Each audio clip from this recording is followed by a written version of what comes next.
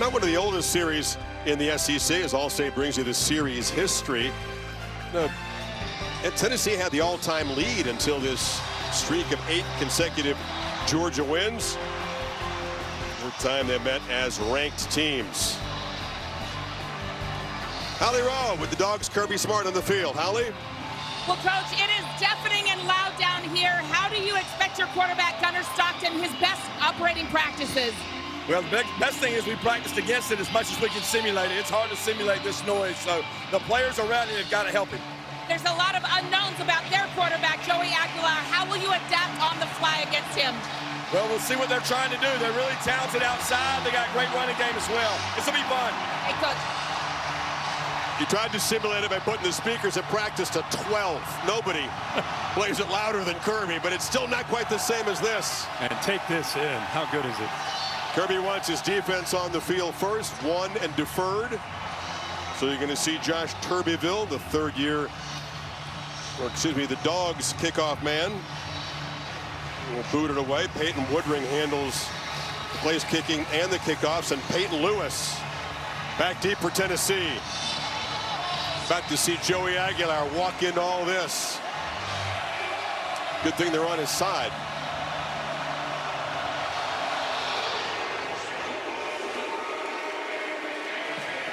And a touchback. He's 24 years old, from the Bay Area. 0-star recruit, almost gave up football. COVID cost him a couple of years, wanted to be a fireman. City College, San Francisco. Diablo Valley Community College. Appalachian State, again, thought his career was over. Then Diego Pavia wins the lawsuit. He gets 1 more year, goes to UCLA. Was there for like 4 months until Nico Iamaleava showed up. Then he took Nico's old job, and he's here at Tennessee. Everybody have all that. In other words, he's been through it, and he's come through the other side, and they feel they got a guy that can lead this team. We'll find out today how real that is in the SEC. Deshaun Bishop is the back. They'll rotate them. A nice high percentage throw to get Aguilar going, and they'll pick up 8 yards. Now, the great thing Staley. about Aguilar, Chris, is he's experienced. You know, in this transfer portal era, they love to have vets that could come in, especially at this position. Second and short handoff. Bishop plows ahead, and they get the drive going. This offensive line, as you mentioned in the open, how important it is to be able to have the complement to Aguilar. They got this offense starts with their running game because it opens up every aspect of their vertical pass. Play fake, zipped across the middle, caught by Kitzelman, and the tight end into Georgia territory. 2 accurate throws so far for Aguilar. Important to know that Georgia, you just heard Kirby tell Holly about how they try to simulate the crowd noise, also try to simulate the tempo, but they didn't face this Tuesday, Wednesday, and Thursday in practice. On the move, check down, and it's Brazel who's tackled quickly. It's a reshuffled offensive line again. David Sanders, all-world recruit at right tackle, still not quite ready for Tennessee. Yeah, 4 new starters up front. Couple through the portal with Moy and Pendleton. Deep drop. Fires downfield. Accurate throw. Caught by Brazel again. What a start for Aguilar and the Vols offense. 17 more. Yeah, they're in great rhythm right now. Nice job of mixing in the run with the pass, varying the formations as well, along with the tempo. Georgia right now on their heels as a young defense trying to get on the same page.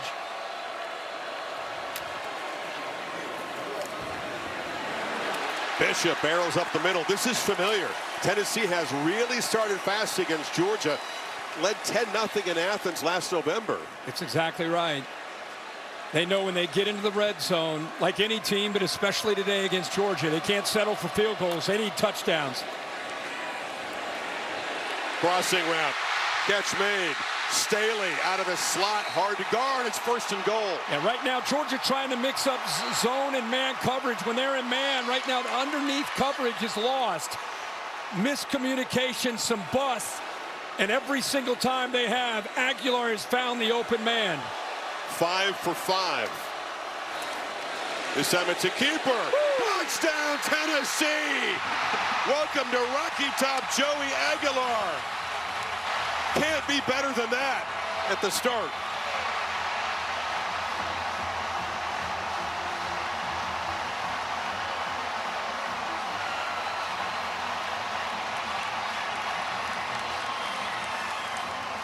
Well, how do you keep a crowd in a game? You go right down the field. Quarterback's 5 of 5, 8 plays, 3 on the ground, 5 through the air, and you go up 7-0 to get this game started.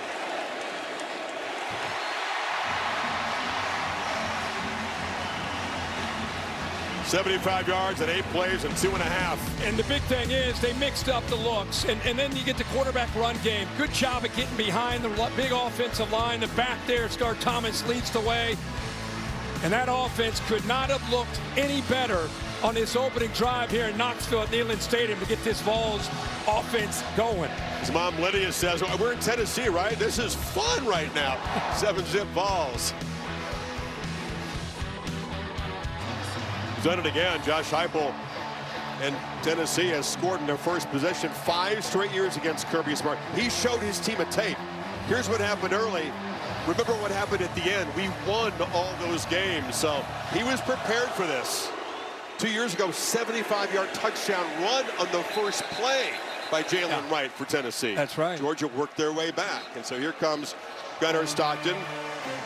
Running is a big part of it. Can they create explosive plays on the ground, but more importantly, can they loosen up the defense, Kirk, today by pressing the ball downfield?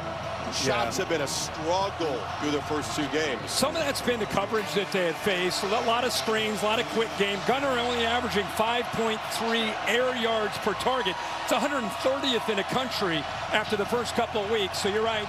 Tennessee wants to challenge him. Make him play quarterback from the pocket. Don't let him get out and create. It's rocking already. Look at it, press the ball in the very first play. Nice ball downfield, and the catch is made by Colby Young.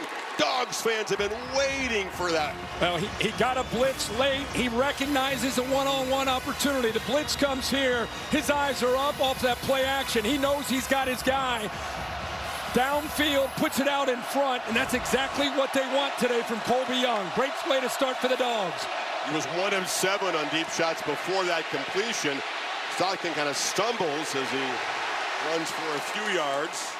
Take a look at the impact players in a second here, but another look at the like I said, Young. Yeah, Chris, the blitz, a little stutter and go. There's the separation. That's a true freshman because their starting 2 corners are out. You got a true freshman who's talented, but first time he's seen SEC football in the very first play. Hey, attack him. Mike Bobo goes right at him against that blitz. Young was a big play guy at Miami. Quiet year for Georgia last year, but very effective weapon. Stockton pulls it and then zips a slant to Zach Branch, one of the new arrivals from USC, and he is a very dangerous guy out of the slot. Got 10 yards there. Impact player is built by the Home Depot, and Georgia's got the ball. Yeah, we just talked about Colby Young, Frazier to run the football, Tillander and Redmond on the other side. And there goes Frazier. Plows forward down inside the 15. Tillander's the leader. We met with him yesterday. Just a guy that walks into a room. You can see why he's a middle linebacker, why he's a captain of a defense, why he's the leader, 22. He's got to get them right with the different looks they'll get from Georgia. And then I just talked about Ty Redmond. He's one of our impact players because you knew he'd be tested as a freshman, and Georgia goes after him on the very first play to Colby Young. 2 elite corners out of the lineup for the Volunteers. Serious concern. Stockton looking to run, has blockers off the right side and will muscle for a first down before Jalen McMurray, the star player, got him down. Yeah, sometimes you get zone read, other times you just get quarterback power, give them the +1 for this defense to have to account. And when you start to worry about 14 running the ball, then you're going to create some one-on-one opportunities with a very talented group of wide receivers. It's not just 1 or 2 guys. They've got 5 or 6 that they feel can make a difference today in this game. 225-pounder Chauncey Bowens to the right of Stockton now. Stockton keeps it, eludes a man, and scores standing up. Georgia answers immediately. And each quarterback has a touchdown run.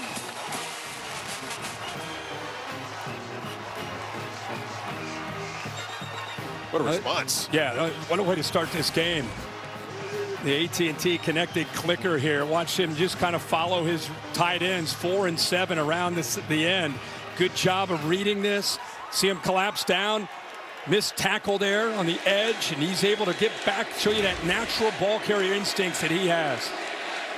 That's how you answer in front of this kind of crowd after you give up 7 points. You come right back down in 6 plays of your own, and the Dogs show them, just like they have the last 4 years. It's a long game. Pretty good first 5 minutes, though. 2 75-yard touchdown drives. 7 apiece on Rocky Top. Buckle up.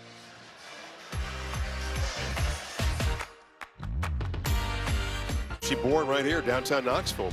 Bonus points for your hardcore fans who can name the 3 charter schools no longer in the conference. You can DM Kirk with your answers there. He's eager to get that. Well, Stockton, instant response, the 45-yard strike to Colby Young. And then they muscle it in from the ground, and Joey Aguilar goes back out there after an incredible opening drive for him.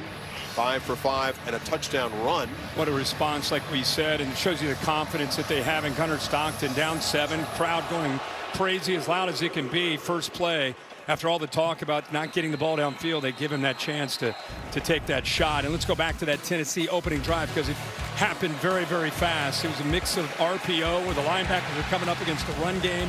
At times, when they would blitz, good separation there from Brazil against the young corner. And then this time, you know, the linebackers underneath coverage just kind of getting lost there. And then the QB run game, they did not face one single third down. And that opening drive, they were in attack mode. See what they follow that drive up with.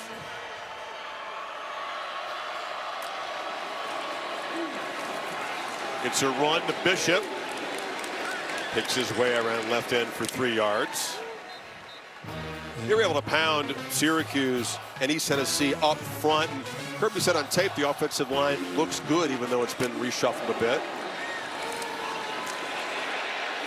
And streaking downfield is Brazel, who makes the catch and runs to the end zone.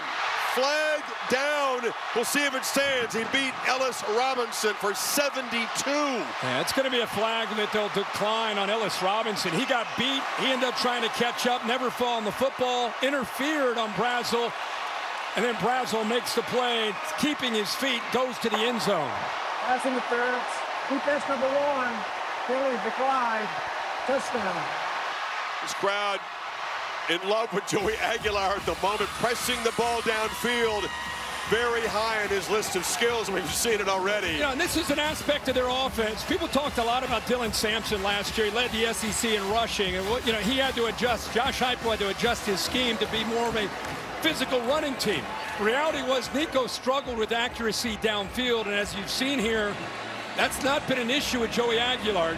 If you're a Tennessee fan, how great is it to see that vertical pass game back in this offense? In these first 2 drives, Joey 6 of 6, 134 yards and a touchdown. We're 5.5 minutes into the game. Shades of when Jalen Hyatt was here. They would attack right down the field. Yeah, and I think they feel that this is a great group. And Georgia, again, stunned right now defensively. They've loaded the box against this run game. They're playing man-to-man. Safety gets downhill, so it's one-on-one on the outside. And against this offense, that's the reality. If you're going to put the numbers towards the run game, you're going to leave yourself one-on-one on islands. And that's Ellis Robinson, a 5-star from a year ago. He's a redshirt freshman. Gets beat, has the interference, and what a job by Brazel keeping his feet. Second straight game that Brazel's had an early touchdown. The guy who came from Tulane. Looks like on the PAT, there's a Tennessee player down on the field, still being looked at. Looks like it's Bennett Warren, who's a backup offensive lineman, part of the PAT unit.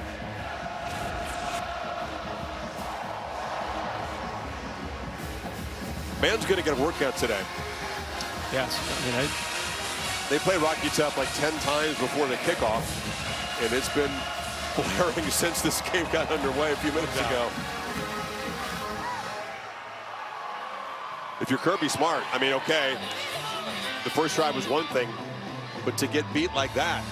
Again, typically what they like to do with Georgia is not have to commit numbers, meaning the safeties down, and then leave their corners one-on-one.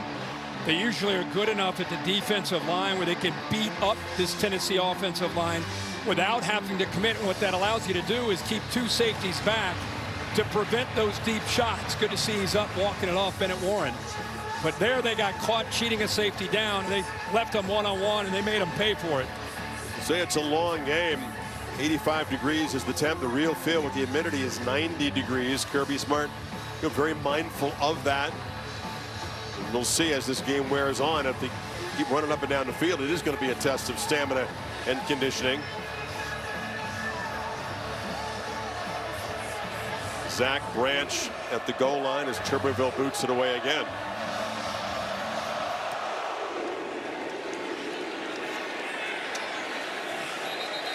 Well, Georgia responded beautifully a few minutes ago. Got to try to do it again.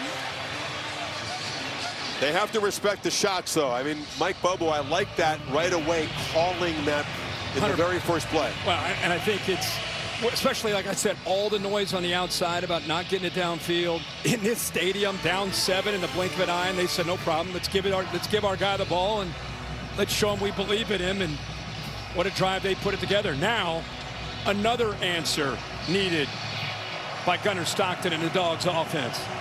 Last drive, it took him 6 plays to go 75 yards.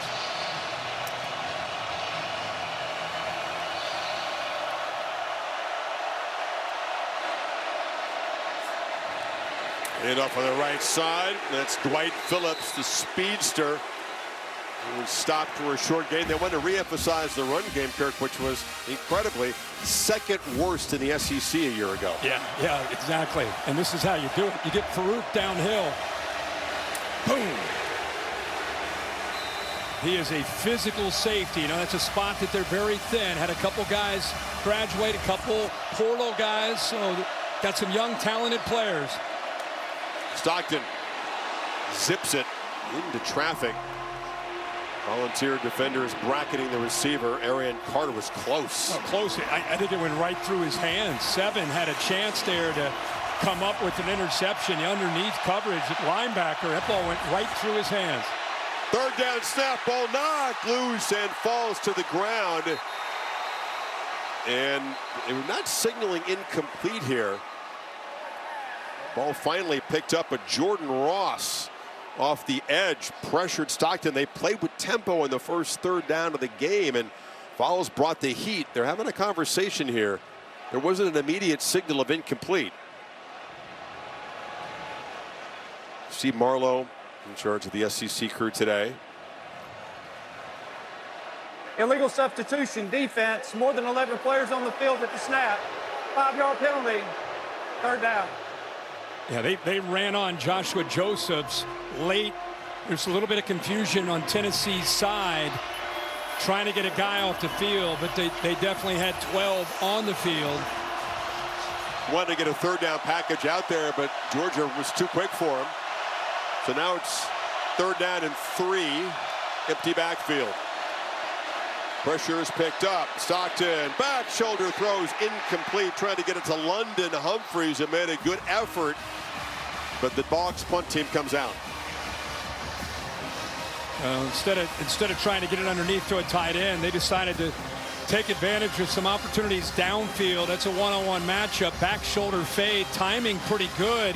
Humphreys just a little bit late reacting, just off his fingertips, unable to convert. So the Vols defense does their job. First stop of the game. Aussie veteran Brett Thorson ripped his ACL up, remember, in the SEC championship game. Second game back, still getting his form back, but he is an elite punter when he's got that. Boo Carter retreats and makes a fair catch at the 16.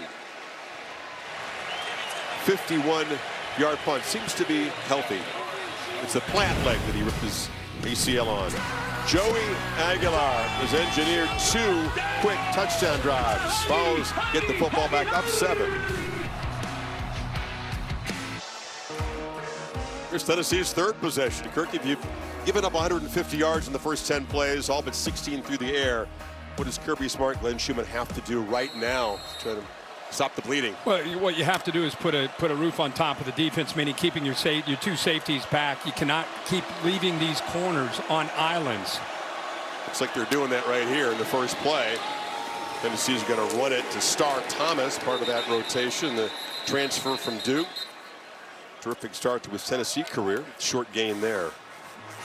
Xavier McLeod, a good job there getting off the blocks. The reason you can play with 2 high safeties again is if your defensive line can win the battle up front in the run game. Aguilar on the move, flips it short. Mike Matthews makes a man miss. They move to 6 again. Drive up and running at the 31.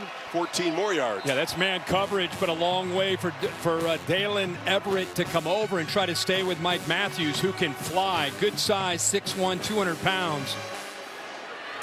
The best cover guy. First down pass again, bobbled and caught. Just collecting the ball with Staley before the Dogs defense arrives. The gain is 3. It's a new wave of wide receivers we're seeing here in Knoxville. Mike Matthews, Braylon Staley, the 2 front runners, along with Brazel, who's back from a year ago. For the first time, Aguilar is pressure, but he just sidesteps the pressure and he finds Matthews. Xavier McLeod couldn't grab him. Well, again, because of the athletic ability from Aguilar, what I love is he doesn't panic. It's, again, a guy that had a lot of starts at Appalachian State, able to get away from that potential pressure, got outside, and then didn't look to just take off and run. Kept his eyes downfield and found Mike Matthews, who did a good job of working back to him for that first down. He got out of bounds, so it gave Georgia a chance to catch their breath and bring on fresh troops up front for this first down play. There's a slant, complete again. Matthews collects it. Holly? Well, Joey Aguilar had to finish some classwork, so he didn't get to Knoxville until May, so he had to learn the offense over Zoom. When he did get here, 14 hours a day, 6 days a week, trying to work with the coaches in the building. Fast track preparation for sure. Did a great job. Showed up hungry and ready to learn. First incompletion there, and a flag is down. Looks like it could be a hold from Tennessee. Chris Cole brought pressure from the backer position, and it is a holding penalty. Left tackle Lance Hurd, as you say. Georgia trying to do the best job they can, especially on the near boundary against his tempo of rotating corners on and off the field. You know, these guys are running 20, 30, 40 yards downfield almost on every snap because of the Tennessee receivers. So instead of just keeping 2 guys out there, and Daniel Harris and Dalen Everett, they're trying to get Jones and Robinson in there as often as they can. Try to keep these guys fresh. Yeah, that's essential. Depth is important. We talked about the heat today and the stress on this defense. Intentional grounding, number 6, is accepted. So lost it down at the spot of the foul. 3rd down. So besides the hold, they felt that Aguilar was just throwing it away to the sideline there. Yeah, there's the hold that they declined right there. 53 Hurd against Johnson. He kind of threw that football away. He's inside the pocket, and there's not a receiver. That's a good job. But, well, you can see a receiver kind of working towards the sideline. Bill, did you think that receiver was in play there, or was that the right call? It's the right call. The official downfield has to make that decision whether or not that receiver would have been in the area, and his judgment was fine. Okay. Beginning to get a little pressure on Aguilar in this series. So the penalty means that wasn't an incompletion. He's still 10 for 10. 3rd and 13.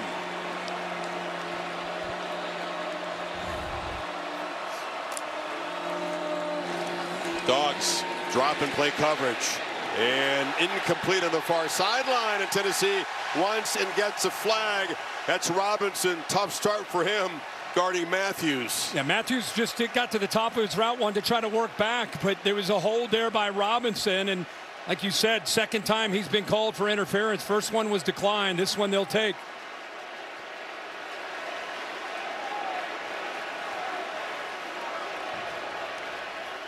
You're under constant pressure.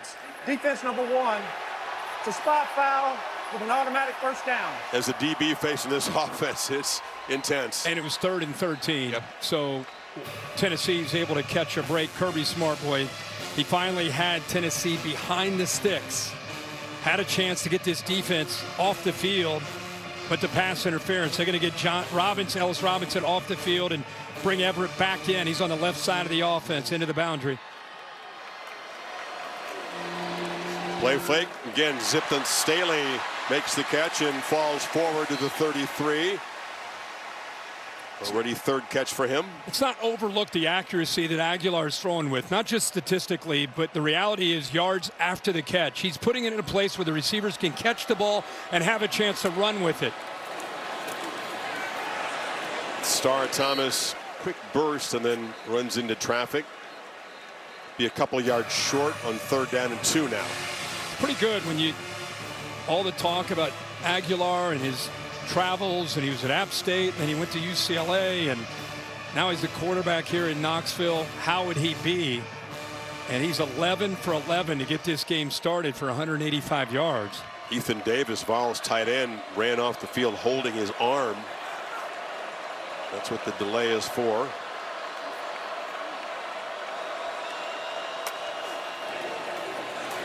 Thomas falls forward. Another first down inside the Georgia 30. Good tough running that time by Thomas.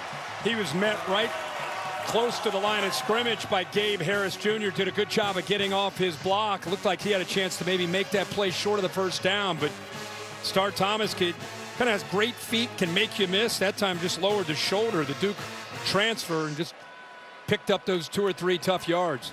It's his 4th school. Quite a few guys on this roster that have multiple stops. Coffeyville Community College, New Mexico State, before going to Durham. 1 year now, Tennessee.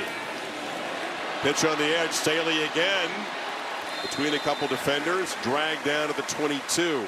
Excuse me, that's Matthews. Remember, Chris, you asked me at the beginning of this drive, what can Kirby Smart do? And I mentioned putting a roof on top. The reason you do that, you make Tennessee, instead of that explosive play, you make them have to drive the football. It's the 10th play. This will be the 11th play of this drive. So Tennessee finding answers to those safeties sitting back. Across the middle, Kitzelman. And the tight end makes another impact play. The Vols got a first down in their red zone, 9 more yards. Again, safeties are back. You got to make plays underneath, and then if you're throwing the ball accurately, you get the tight end and the receivers a chance to pick up those valuable yards after the catch, and that's what we've seen this entire drive, mixed in with a little bit of the run game. Former Bama tight end, one of the alpha leaders of this Tennessee team. First down, play fake, end zone, touchdown! Perfect strike, Chris Brazel. Vols 3 for 3.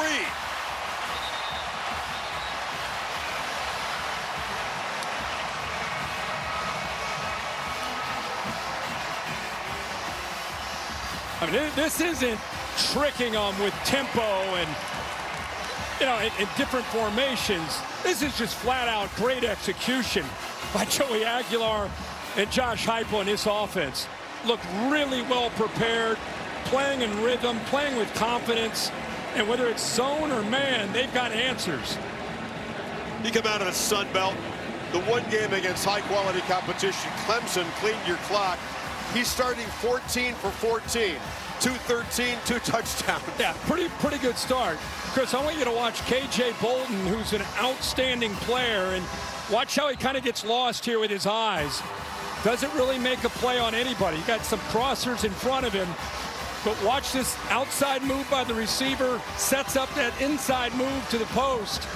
But the free safety, K.J. Bolton, who's a great player, all-conference, maybe all-American caliber player, just got lost with his eyes in the backfield and with the receivers crossing in front of him, and he completely misses to get back and support the corner, and Brazel makes him pay for it. Great job again by Aguilar throwing in rhythm.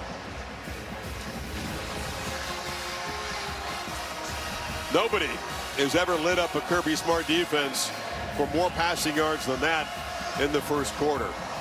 Now, this is the, you know, you got to go back to Hendon Hooker's. The last time a Tennessee offense looked like this, whether it's Georgia or anybody else, just the execution of it, the way they're firing on all cylinders.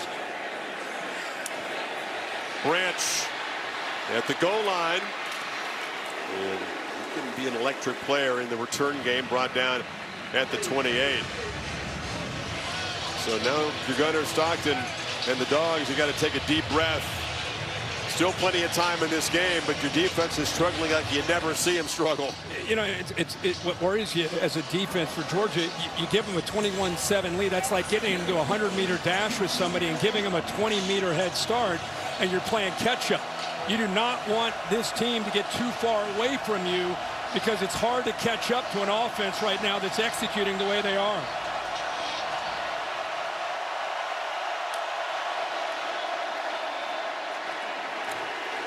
Josh McCray, part of a 5-man tailback rotation. He gets a few carries per game, gets a few yards there.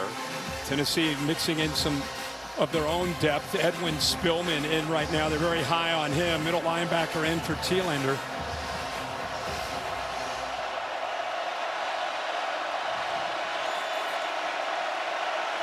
And tough to make a check at the line of scrimmage with this crowd. Plenty of time on the clock. McCray again makes a cut and spins forward out across the 35. It'll set up 3rd and 2 now. So you're saying this 3rd down's important, even though it's really early. Very important.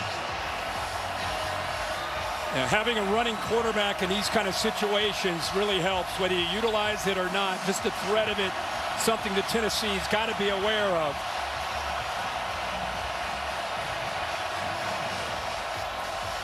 They're going to put him under center.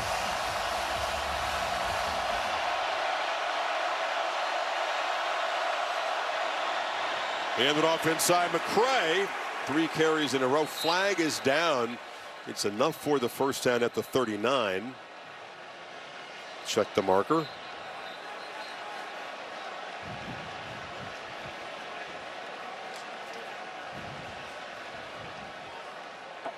Offside. Defense lined up in the neutral zone at the snap. It's a 5-yard penalty. Results in a first down. Yeah, it's Tyree Weathersby.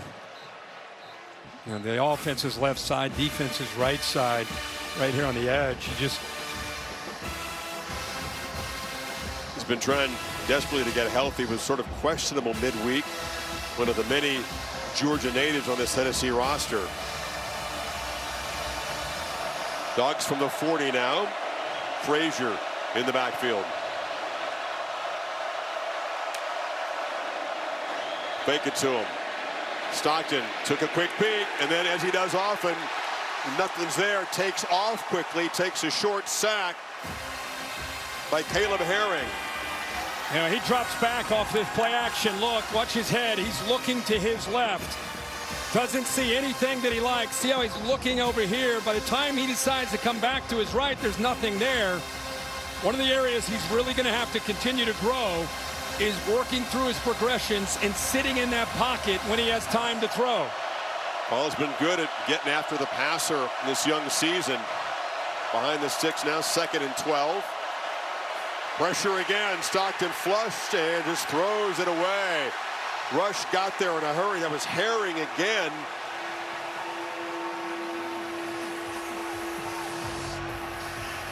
Tyree West in hot pursuit as well. They've got a number of guys that can get after this quarterback. Herring has got great length. It showed you that time the kind of speed he has off the edge. You lose a guy like James Pierce to the NFL, you wonder who's going to be those next guys that kind of step up to do it. Herring there. Joseph in this situation, also a guy 19 that can get after him. It's a committee, isn't it? Swing pass to Cash Jones. Their 3rd down specialist had a long way to go and didn't get first down yardage. We'll see if Smart now near midfield feels like going for it on 4th down. They need 4. With the way this Tennessee offense moves the ball, that'd be a gutsy call by Kirby Smart. Maybe a hard count to draw them. I mean, the last 3rd down they had, they were able to get the offsides. Just Tennessee lined up offsides. Need 3 officially. Jones in the backfield. Hard count with a timeout. Are they going to go for it? Play clock at 2. They're going to run a play, and they get it. Slant to Zach Branch on target, and they're inside the Tennessee 40. Well, he got to the inside against Boo Carter. This is the transfer from USC. to the left side of the offense. The inside slot receiver does a good job at the release. He won that at the release. Good isolation there up at the top, and with that kind of speed, once he won at the line of scrimmage, he's just able to pull away from Boo Carter. Gutsy call by Kirby, and it pays off. Branch has already become a trusted target for Stockton. Another first down throw zipped over the head.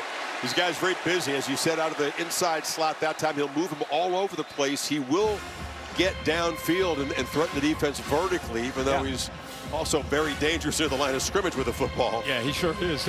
Like you said, he's kind of a joker. They will move him around, but you look at he and Colby Young, Noah Thomas, who came over from A&M, London Humphreys, the two tight ends, Delp and Lucky, Dylan Bell, and then the freshman. They've got a great group.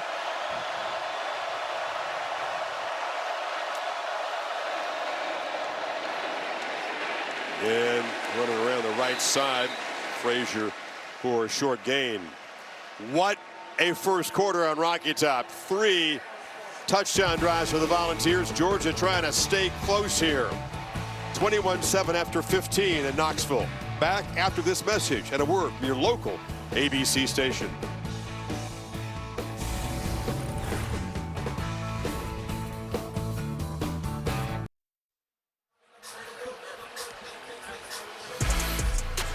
Fun start to this one. The SEC on ABC. SEC All Day presented by IHG Hotels and Resorts. Rare early season meeting between these teams. They shifted Georgia-Florida or Tennessee-Florida to late in the season. So they're able to open up this slot.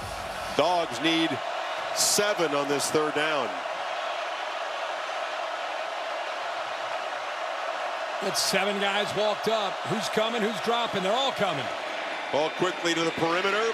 Branch has a crease. Zach Branch in a foot race. They won't catch him.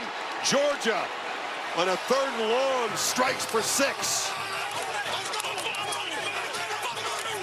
You bring the house, not much help on the edge, right? Yeah, usually you walk guys up, you're trying to get the offensive line to guess who's going to come and who's going to drop. Kirby fired up to see his team again compete, come up with an answer here on 3rd down. Gunnar Stockton looked out there and he saw 3-on-3, and he knew if he could get it to number 1 with a couple blockers, he had a chance to make the one guy miss, and he could be capable of taking it to the house. It's exactly what he did.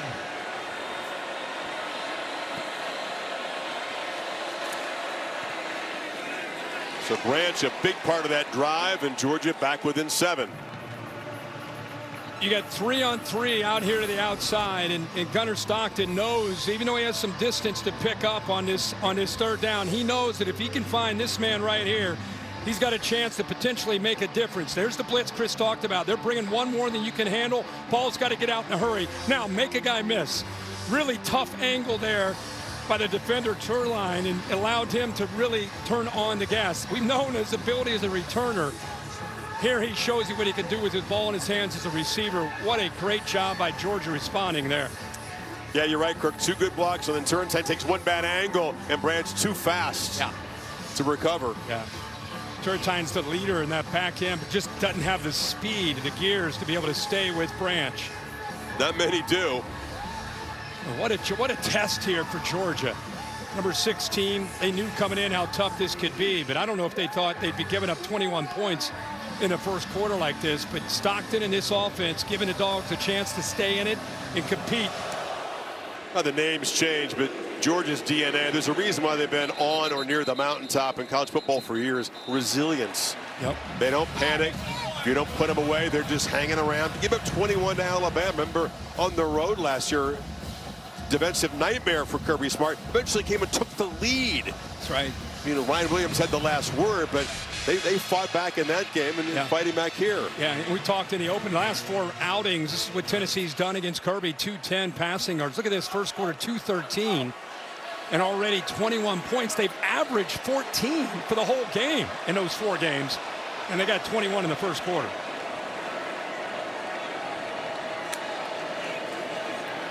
Fake to Peyton Lewis. Aguilar on the move across the middle, and making a catch is Travis Smith, the true freshman. It's incomplete. Couldn't quite hold on.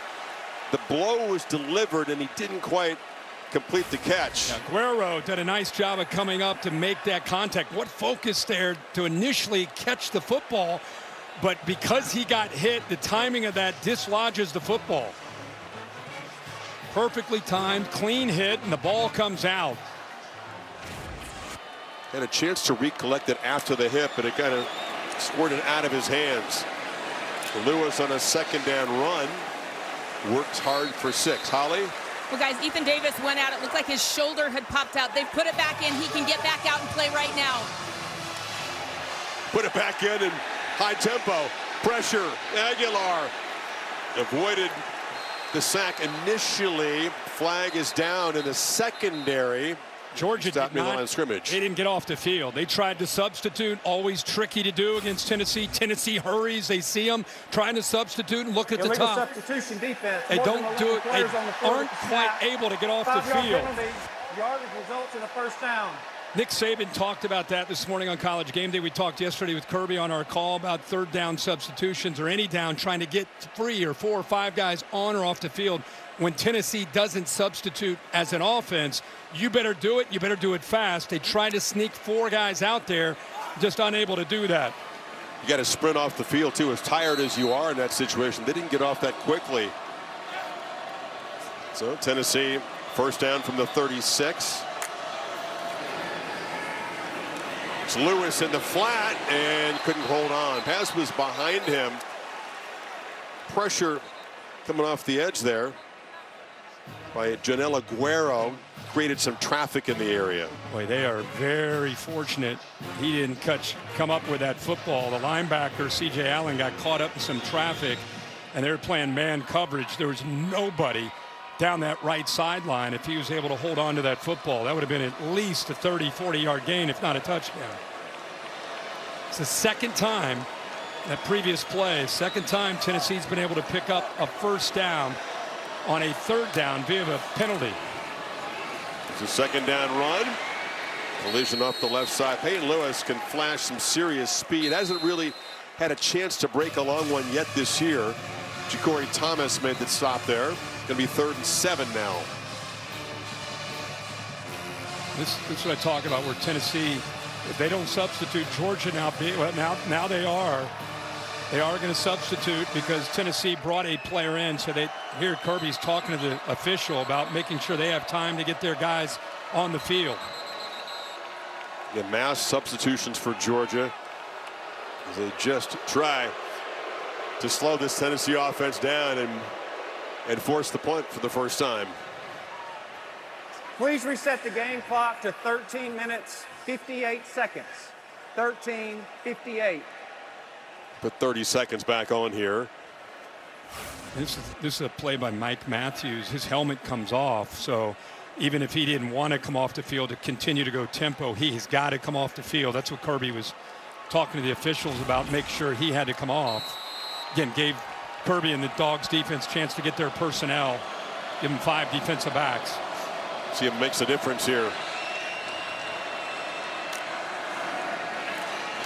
Aguilar, incomplete.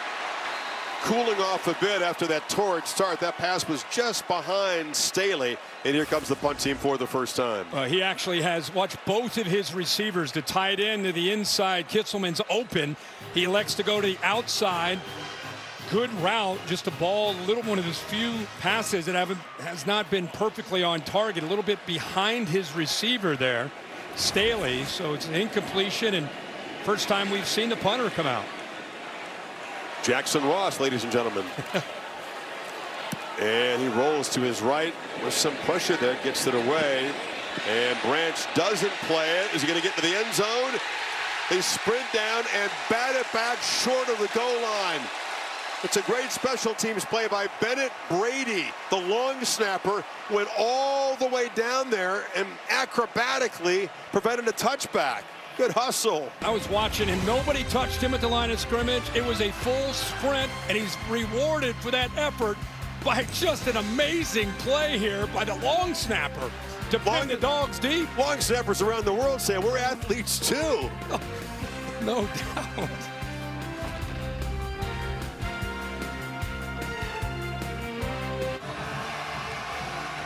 who's going to be the Taco Bell Live Más Student Section of the Year. Only one can claim it. Ohio State won it last year, and we'll see this year's champion. Bennett Brady, you're a long snapper. You're a backup. It's your 4th year in the program. You practice over on the side field. Disconnected from the program. 110,000, you get to run down the field, dive, and keep a ball in play, and pin your arch rival at the 3-yard line. Good for him. Yeah, just being an athlete, right? What a play. Stockton in the end zone along with Bowens, who's got it, and he bursts forward out across the 10. So they had little breathing room there with about 6 on first down. Arion Carter made the stop. Good job on that left side of the offensive line. Considering their pen, they open up a nice hole there for him to get downhill in a hurry. Should mention a true freshman, a 5-star. Juan Gaston is in the game at right guard. He's been in the last couple series. He's been banged up. We didn't know if he would go, but true freshman for Georgia, 6'7", 360. Future superstar, but lined up there at right guard. Yeah, your first quarter of your college career, you get injured. An ankle and an MCL in there now, playing through some pain, and the Dogs able to get a first down. Dylan Bell, versatile weapon, involved for the first time, moves the ball across the 15. Again, good job of recognizing the blitz there. Hit an RPO set up. Always has the ability to flip it out to the receiver. Saw the blitz into the boundary and got it out there in a hurry. Picked up a good block and a nice first down to get away from their own end zone.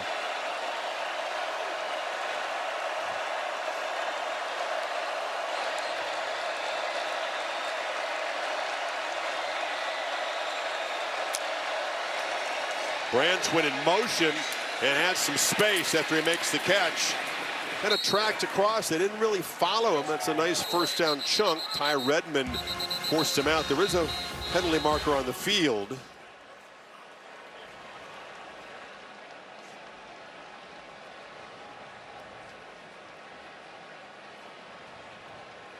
Kirby Smart, a long way away from this conference, would like to weigh in. After the play, personal foul, unnecessary roughness, number 8, offense. Half the distance to the goal, second down. Colby Young spotted with the foul, so that will back him up 15 just when they had some momentum in this drive.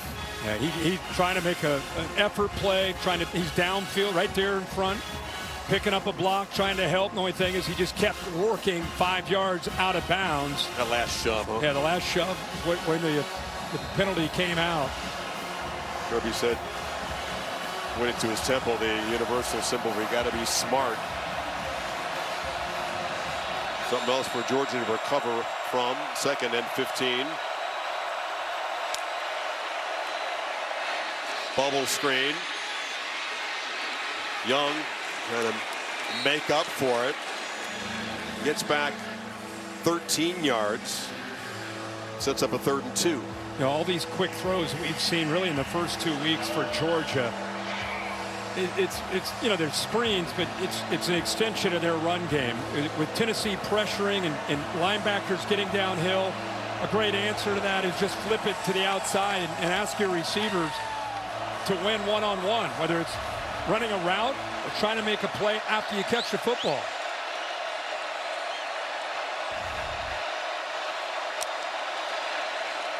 Stockton running. The ball sniffed it out, but he slipped the tackle.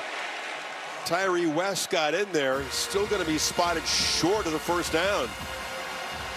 What a play, by the way, by Tyree West. Georgia moved Ernest Green, their right tackle. They end up moving him right here. And watch the move across from him by 42 in orange. Just getting off, just playing with violence there, getting off blocks and making that play. They do have plenty of depth at that defensive end position. Pierce is with the Falcons' #1 pick, but depth there in his absence. Thorson delivered a strong punt his first time. This one's also pretty good. And it's muffed at the other end. Scramble for the football. Boo Carter took a chance there. Does recover the fumble, avoid the turnover. That was dangerous. 52-yard punt from Thorson. Continues to be a weapon now that he's back healthy.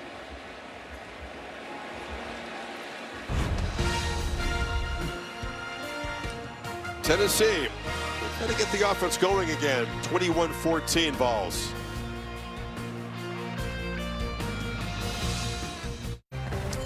Warm salute just now for this man, Galen Wilson, World War II Navy veteran. Got out of the Navy, then played here for General NEYLAND in 46 and 47. Johnny Majors was his roommate, just turned 100 years old. Oh, that's amazing. See his family there with him, that's great. Awesome.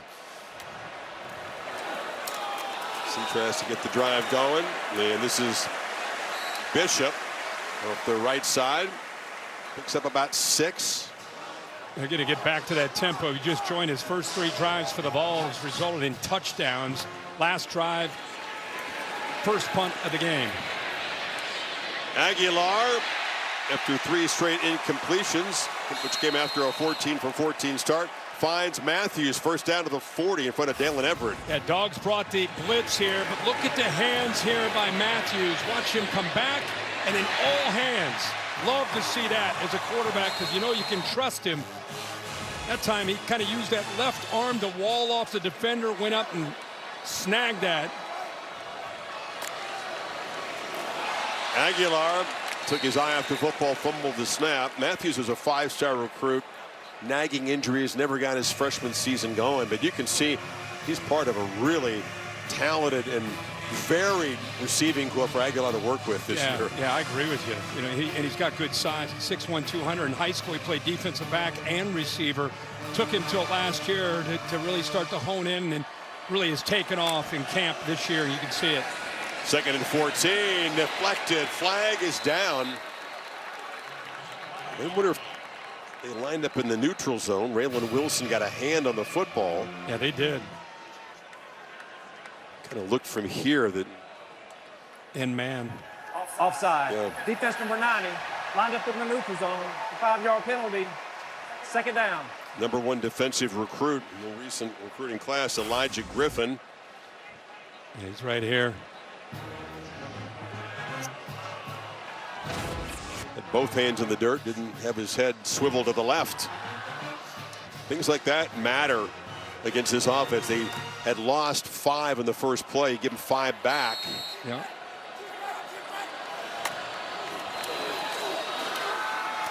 On 2nd down. The run is smothered as Bishop. Very little running room. Griffin makes the play that time, and it sets up a 3rd and 7. With the third down Tennessee's had. Remember, they went right down the field without needing 3rd down. Don't feel the same urgency. George is able to rotate, again, trying to stay fresh, trying to adjust to the down and distance. Here on a 3rd and 7. Get their better pass rushers in, better coverage unit in.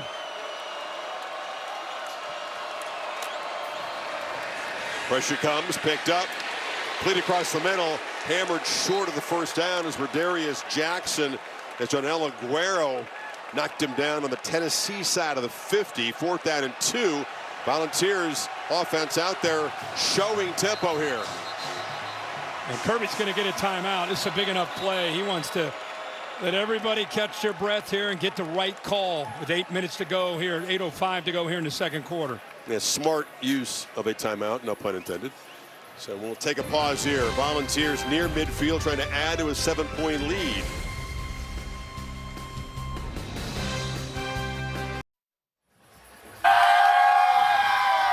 Jacksonville National Championship trophy making the rounds here. Dogs have raised that a couple times in recent years. There's the defensive huddle in that timeout before this 4th and 2. Glenn Schumann in the red, defensive coordinator. See Glenn Schumann here, Kirby Smart here.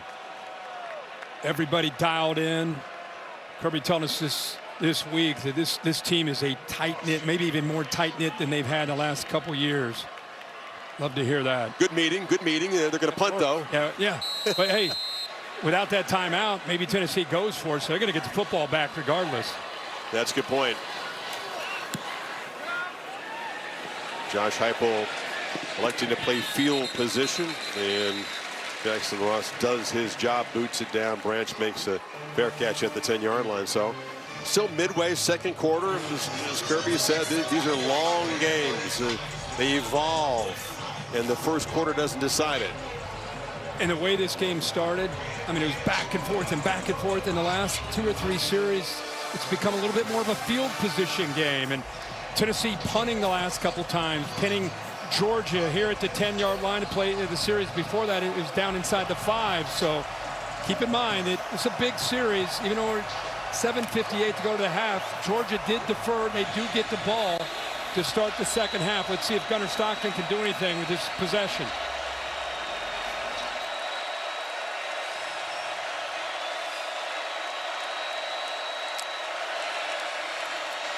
Chauncey Bowens runs into an orange wall. Jeremiah Thielander made the stop. Georgia native, no Georgia fan growing up though. His dad coached college football a lot of different places. Utah, Bowling Green. Yeah, impressive guy. Loves the game of football. Bryson Eason, also 20 right in front of him, able to get penetration to free up Thielander to be able to get in there. Thielander's dad was around guys like Spagnuolo, Andy Reid, Dirk Cutter. Yeah. Stockton on the move into traffic. It's broken up. Flags. 2 of them come in. 3 of them now. Idris Farouk. Looks like he got there early.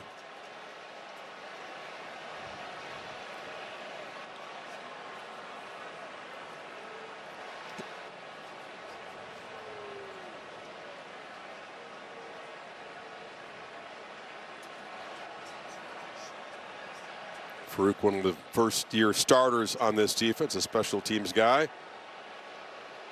Pressed into duty this year. Teammates certainly believe in this guy. Tried to time it up, Kirk. Looks like he may have mistimed it. Yeah. Holding, defense is declined. Pass interference, defense is accepted. It's a spot foul, automatic first down. Well, yeah, Georgia's able to get the interference, but watch Gunnar Stockton. Again, this is an area as an athletic guy, he's got to change. 3-man rush, there's no pressure. You know, he's got to trust the protection and trust his ability to work through the progressions. You know, if he would have looked and surveyed the field, Cash Jones was going down the right sideline all by himself, had a chance to make a big play, but he gives it about a beat or 2, and then he doesn't feel comfortable, and he gets out there prematurely at times when he has protection. Branch reverses back, knocked down. So if his feet are moving, the eyes are just sort of less likely to be in the right spot. Well, I think, you know, I didn't study his high school film, but I guarantee in high school he was able to throw it and also run it. And when you have a guy who's a dual guy, who they're trying to get comfortable and sitting in the pocket, often guys like that, they give it about 2.5, 3 seconds. They look at their primary. If it's not there, a lot of times they want to get out because they know they can make a play with their legs. He'll develop and get more comfortable in the pocket, but he's just not there at this point. Consistently, anyway. Handoff. Smashing into the line is Phillips. One thing that's interesting, you know, Mike Bobo loves his tight ends. They had one of the best to ever play the position in Bowers, but they've also got Delp and Lucky. Quality to haven't targeted a tight end so far today. Not at all. It'd be a good time right here for it. Need 5 on 3rd. Plenty of time. See if they can find Delp. He's right there.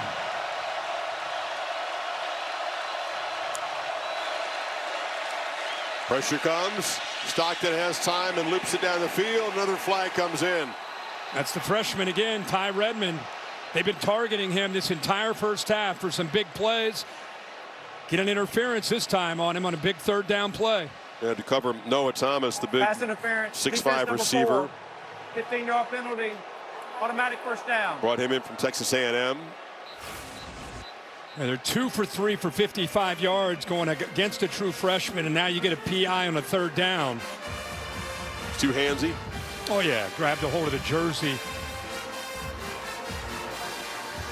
Gunnar wanted it right away and got it. Like I said, it's a big drive for Georgia. Started at their own 10-yard line, caught a few breaks with some penalties.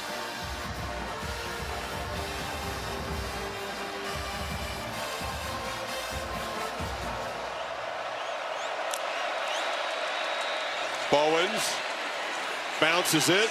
Chauncey Bowens gets to the edge and rumbles for close to 10 before Joshua Joseph's got him down. Actually, they'll spot it right at midfield, so it's an 8-yard gain. Watch this job here by the Tennessee interior. It looks like they take it away, but Bowens does not give up one. And then look at 14 out in front, the quarterback trying to make a block, trying to help his running back out.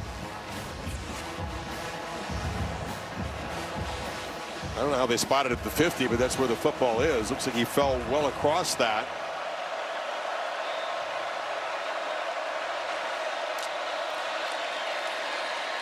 Got it again. Oh, he stutter stepped. Did not get his nose right to that first down marker. Took a sideways step and was stopped by Arian Carter and Redmond in run support there. Yeah, a little jump cut there. I'm with you. Typically, you see a Bulldog running back right there. He just lowers his shoulders and gets upfield. Instead, he bounced it, came up short. 225-pounder keeps it again, and this time will move the sticks for the Tennessee 47. But it is a battle between the tackles with this Georgia offensive line trying to make a push against the Vols. Not a whole lot of running room. Mike Bobo, though, being stubborn, which you love to see with that run game, mixing in play action and taking some shots, some quick throws. It's been a nice plan so far here for Georgia, but tough sledding in that run game. Bobo's son Drew is the center, off to a solid start in his junior season. Dodging the rush, and finally finds the tight end. That is Lawson Lucky, who was working free. Joshua Josephs was in pursuit. They pick up 11. Yeah, it was a late release, almost a check down that time. Is an emergency. The quarterback needs help. He's able to locate him there. Good effort after the catch it once again there by a Bulldog. And hit as he throws, gets the ball loose. It's Oscar Delp, who tried to hurdle him and ends up planting a foot in the chest of the defender. So after no targets, the tight ends make back-to-back plays. 18 more. How does he get this ball off? Oh, right as he starts to throw it, Josephs hits him. But a heck of a job of recognizing that receiver to get that ball out. Tempo from the Dogs. Frazier, they're getting chunk plays now inside the 10. Tough to run inside, so let's get the ball either with a quick throw to the outside, out on the perimeter, or get Frazier, who just came in for Bowens, get him out there, who's got some ability to make the defender miss. It's a heck of a drive. Remember, it started on their own 10-yard line. This will be the 10th play coming up. It's happened fast now, Cook. Let's see if they pull back on the tempo here. They'd rather not leave Tennessee time before halftime. Heupel does have the 3 timeouts plus the 2-minute timeout. Bowens again, bouncing off people. He's powerful when he does run north-south. Gets to the 6. It'll be 1st and goal. Going that 3 tight end look. Mike Bobo and Kirby have used a lot of different personnel groupings, a lot of different formations, trying to make this Tennessee defense have to communicate and mix in a tempo, like you said, fast, slow.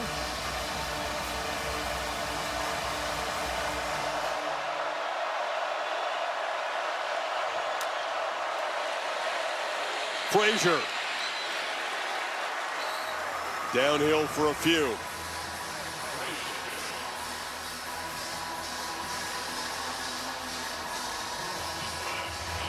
They definitely slowed down. We'll get the 2-minute timeout here. Grinding drive, penalty aided in the early stages, and now 11 plays. Power football as the Dogs try to get even here before halftime.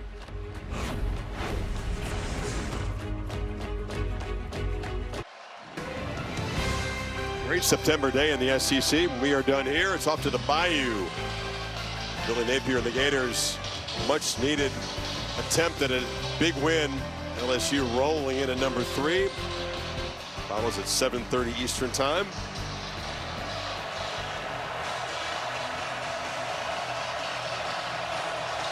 Second and goal. McCray is the back. They fake it to him, and Stockton is swarmed around the edge. Caleb Herring, one of those Leo position guys. He's had a big afternoon. He sure is. He's to the outside right here, and what you love is his quickness and burst off the football. Right tackle that time does not do a good job of kicking out to be able to prevent that.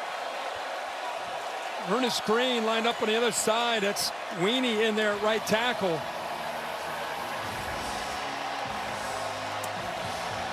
They lost an all-world guy at that position. He's part of a squadron of them trying to make up for it. It's 3rd and goal coming up.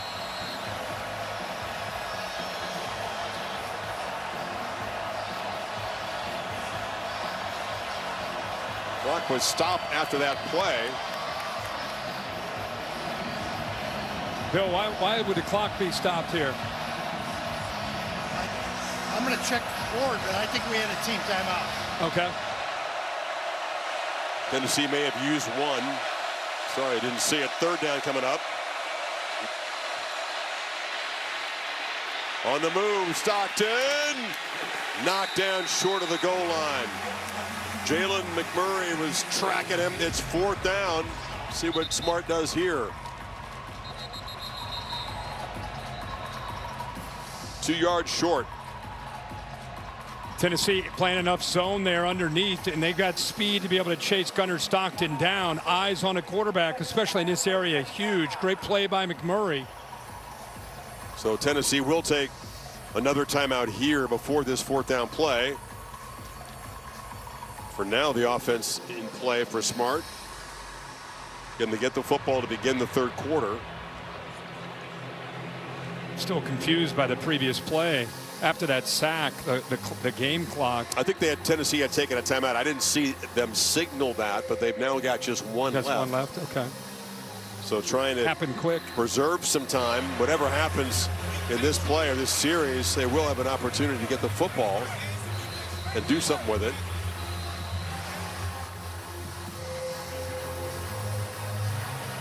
They don't need much time. Well, the first 3 possessions, touchdown, touchdown, touchdown for the Vols. The last 2, punt and punt. Stockton is a runner, an obvious option here. And now certainly it'll be a focal point. Now the kicker's running out. Well, Stockton also is the holder. Peyton Woodring, the kicker, is out there, and yeah, when your quarterback's also your holder, I guess you can play a little deception. So they're lining up as though it's going to be a 20-yard chip shot to cut into this lead.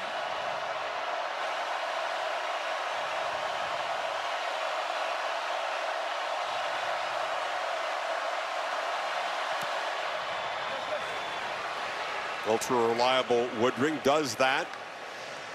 14-play drive, 88 yards. Penalties got it started, but Smart able to chip into this lead again. Kevin Nagandi, halftime, 1:42 away. Let's check in with you. Cruz, thank you so much. State Farm halftime report with Booger McFarland. Down goes Clemson. How Georgia Tech pulled it off. We got highlights from Atlanta, and we're keeping an eye on Miami and USF down in South Florida. Meanwhile, SEC Network, Boog, what's going on with Texas? Another slow start? Yeah, no doubt. Arch Manning still throwing the ball very inaccurately, but he can use his legs, the athleticism, to pull the zone read and get to the corner touchdown horn. It's only 7-0 second quarter. SEC Network, Texas over UTEP. Back to you, Chris. All right, Kevin, thank you. 14-3 as Miami tries to knock off the upset-minded Bull. Already got 2 ranked wins. Late first quarter in Miami. So Tennessee, it's almost a win after the way they had 2 pass interference penalties early in the drive. Georgia got going and threatened, forced the chip shot.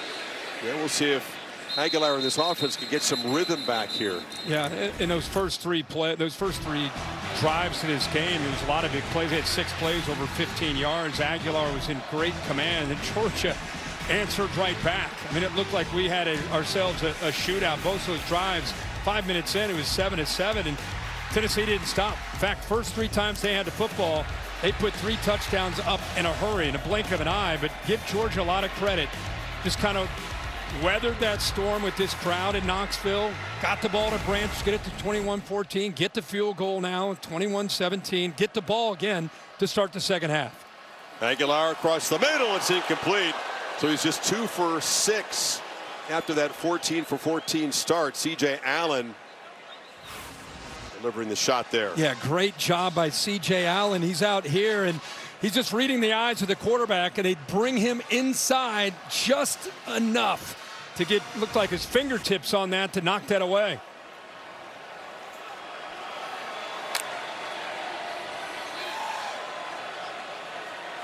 Again, not able to employ tempo with the incompletion to start.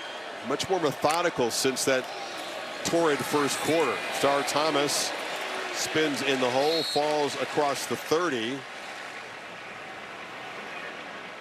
3rd and 4 now. They have the one timeout, clock moving for the moment. But again, not the kind of tempo that was really troubling Georgia in the early stages. Yeah, and you won't see it unless they pick up this first down right here. I think Josh Heupel intentionally just kind of working a little clock. Now Kirby said he's working a little bit too much clock. They'll use one of their 2 timeouts remaining.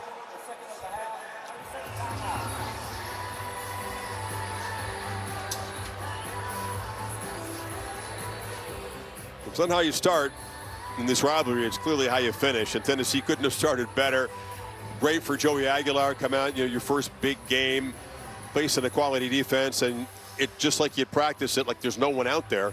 But Georgia's going to do what they do. They're going to make some adjustments. They're going to work their way back in the game, and that's what we have. Good second half. Yeah, I mean, it's, if you're a Tennessee fan, you're a little bit anxious because of the way these games have gone, where they've started fast.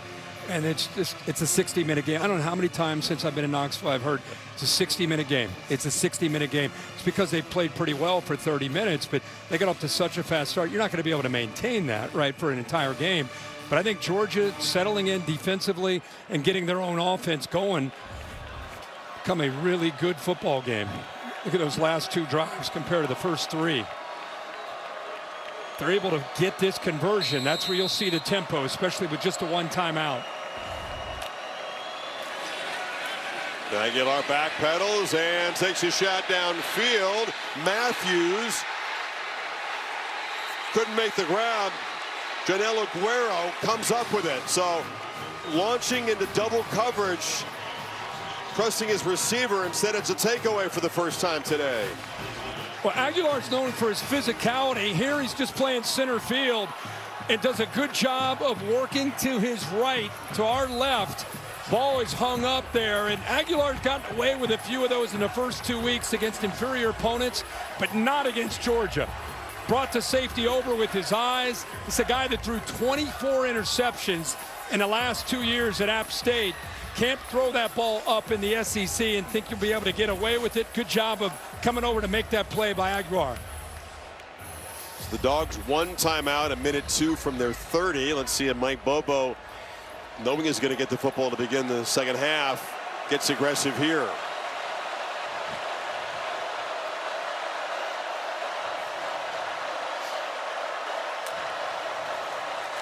On the edge, Dylan Bell, there's a block. Lunges forward to the 40. It's just short of the marker. Clock moving inside of a minute.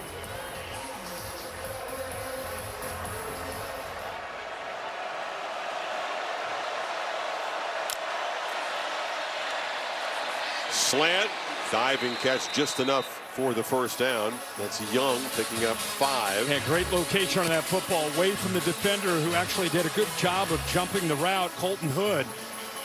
But threw it away from him and used the length of his receiver, Young. Sticks are ready, clock moving again. Here comes pressure. Stockton rolls to his right.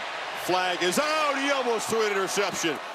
Ty Redmond, that freshman corner, has been a focal point. Came diving in and it bounced off of him. Offense number 71. Ernest Green, the right tackle First there. down.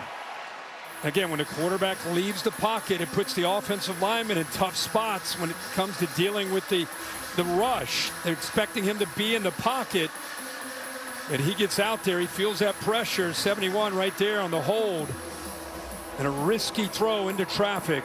It was dangerous. Very dangerous. There's the hold right there on the left. The field is shrinking right as he continues to roll. An opportunity for Redmond there. Instead, 1st and 20.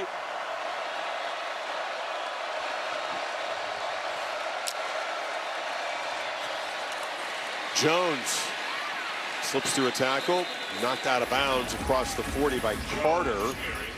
21 seconds to go. Going to be 2nd down and 13. Good job of running that. Just try to catch Tennessee napping a little bit, playing with 2 high safety look, try to get the ball there to a playmaker in Jones. Now you got to hit a big one downfield. Got the 1 timeout. Got about 25 yards to go to get within Peyton Woodring's comfortable field goal range. Clean pocket. Launches for the far sideline. Jump ball. And it's intercepted. There's a flag down. It's Colton Hood, the transfer from Colorado, making the pick. The flag is along the far sideline. Very physical. Hood was very physical with the receiver running that route. The entire route, he's pushing him. In fact, pushes him out of bounds. Holding. Defense number 8. It's a 10-yard penalty. Automatic first down. Yeah, it's one thing to jam him, but he continued to work and continued to push on the far right here. Pushes him, pulling on him. Yeah, it's an easy call there by the official. One thing, it was a long play, took a lot of time, so we're down to just 8 seconds in the half. Smart still with that timeout. Woodring's career long is from 55. Game clock will start on the snap. So again, they've got work to do. Got to move the ball. I mean, if you get at least 12, 15 yards. If you get inside the 40, at least he has a shot. Yep. Receivers bunch to the left. If you're Stockton, you do not want to get flushed out and take a lot of time before you get the ball out. Quick throw, incomplete, trying to find Lawson Lucky down to 4 seconds.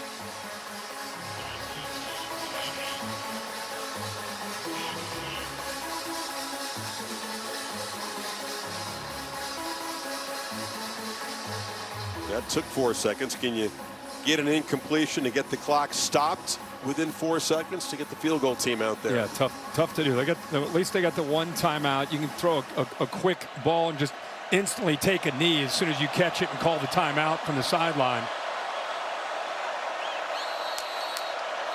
Yeah. Looks like Tennessee's going to call a timeout.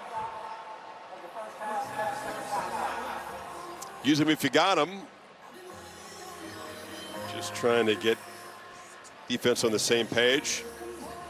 I'm going to see. Your 2 options. Idea is a quick pass. Yeah, your 2 options if you're Georgia.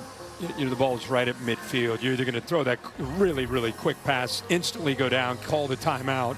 And even that, it's going to be tough to do that within 3 seconds. And the other option is you throw the Hail Mary at the end of the half. You got a couple receivers. Colby Young, 6'4", Noah Thomas, 6'5". Humphreys has got London Humphreys has good size, so you got some bigger receivers at the very least maybe could tip the ball up. Delp's a guy who could get down there. He's also at 6'5". Totally different mindset. You either drift back, take some time, get everybody downfield, or you get it out in a split second. Yeah, he's sitting. You see, he's got his hands on 12 there. The redshirt freshman Ryan Puglisi. I don't know if he's going to come out. Yeah, he is. Maybe he's got the big arm to be able to make that throw, that Hail Mary throw. But they bring the young redshirt freshman into the game. Yeah, he's from Massachusetts, went to Avon Old Farms, has the cannon of an arm. Very highly regarded guy. They like him in the future. Yeah, they're lining up 3 to the right here. So Ryan Puglisi comes in cold, tries to create some magic in the final play of this first half. Steps up, waits for his guys to get downfield, and slings it on the run down near the goal line, and it's going to be intercepted. Volunteers pick it off, and that is Ty Redmond. Final play of the first half. And they took a shot with the backup. and they'll get the football to begin the third quarter. He had to get flushed, threw that ball a little on a line. Love to see that Hail Mary up in the air to give your taller receivers a chance. Let's hear from Josh Heupel now with Holly. Well, Coach, 2 good defensive stops from your group right there before halftime. What stands out? Yeah, I got off the field there. We got to tighten some things up just in our coverage. A couple of penalties that hurt us on the defensive side of the football. Offensively, started fast. Second quarter here, just have hurt ourselves a little bit, and we got to stay on the field on third down. Joey got off to a good start, as you mentioned, with good rhythm, 14-14. How do you get his rhythm back right now? Yeah, just, his reads, fundamental position, settle in, and let's go play. We knew it was going to be a 60-minute game. Thanks, Coach. It always seems to be that on a hot day, conditioning, depth, all those things will come into play, as it usually does when the Dogs and the Volunteers collide. 21-17, home team at halftime. To the studio, Kevin Negandhi and Booker McFarland. Guys? Chris, thank you. State Farm halftime report in studio. Josh Heupel 0-4 against Georgia and Kirby Smart. Joey Aguilar threw his first interception. Yeah. Look, really though, these are 2-story defenses. How about the offenses? They opened up the playbook. No doubt. The story of the first half has been the big plays. We talked about Georgia airing it out, getting some big plays. They throw it 45 yards down the field to Kobe Young. Gunnar Stockton finally throwing the ball down the field. And then Tennessee. This is a big play offense. Joey Aguilar down the middle of the field, 75-yard touchdown. Really the difference in the game so far, the Tennessee defense making a stop in the red zone is 21-17. Yeah, this is the storyline. Georgia, when you take a look at them, first 2 games on defense, had given up only 15-plus yards 5 times. We had 6 of them from the Tennessee offense in the first half. No, big plays galore, up and down the field. The key to the second half, which defense can figure out a way to make the important stop. Well, the Georgia offense will be on the field first. There you go. That's going to be a big story leading into it. How will they respond? Why are they celebrating in Atlanta? They should be used to this. Georgia Tech fans taking down another giant. Highlights on Clemson going down, plus reaction.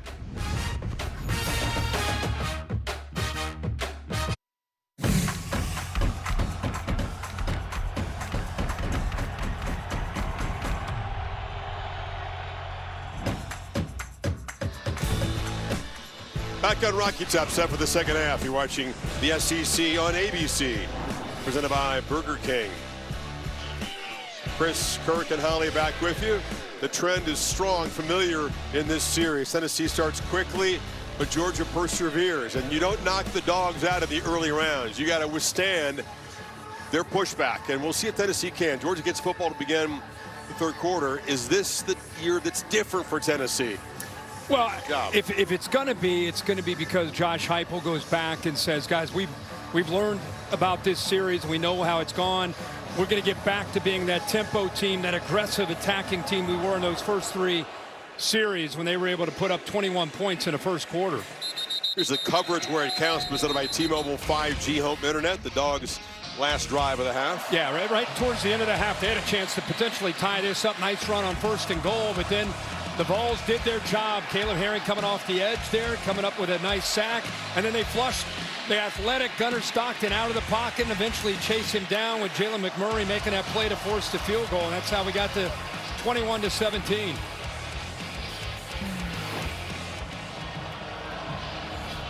Stockton, 12 of 17, 178 in the first half. Cold start, got hot. A reverse of that for his counterpart Aguilar. Got a rough second quarter. White Phillips Jr. to the left of Stockton. He's got the football and he accelerates. Knocked down across the middle, but he picked up 8. T-Lander on the tackle. A nice job pulling around. What a block by Micah Morris to open that hole up. Really good execution up front overall. Bobo did his job to center to create some leverage, and then the left guard pulled around Micah Morris and just opened that up. Positive yards on 1st and 10. Another part of that script, not just stopping Heupel's offense, but Georgia imposing its will physically in the second half of these games with the running game. They'll pound it again with Frazier, and that's quickly picking up 17 yards in 2 plays. Yeah, this is, we keep kind of saying that this looks similar to what we've seen in the past, and this is part of it. You know, you've got to be able to stand up to the physicality of what Georgia is going to bring to the table. You know, it's one thing to have the up-tempo offense and the ability to score in a hurry. It's another thing to stand in the middle of the ring when Georgia wants to get physical. Can you stand there and endure that? Dylan Bellamy end around, ran into a wall there, and he's dropped behind the line of scrimmage by Joshua Josephs. Hollywood and Kirby Smart tell you at halftime. Well, I asked him about what defensive adjustments they made. He said, we really didn't make many adjustments. We just executed better. He said, we're trying to keep the ball in front of us better. We've done a nice job stopping the big plays that we were giving up. Remember, he showed them a horror film to warn them about what Tennessee does against Georgia in that opening quarter. The players have started to take note of that. The Georgia doesn't get rattled easily. Stockton from the pocket flips it to Chauncey Bowens, and he's going to be knocked down by McMurray after about a 7-yard pickup. Sitting back there, forced Gunnar Stockton to check it down. They get him to third down here, and now it's a matter of trying to be able to pressure Gunnar Stockton, keep him in the pocket on third down, make him play quarterback from the pocket.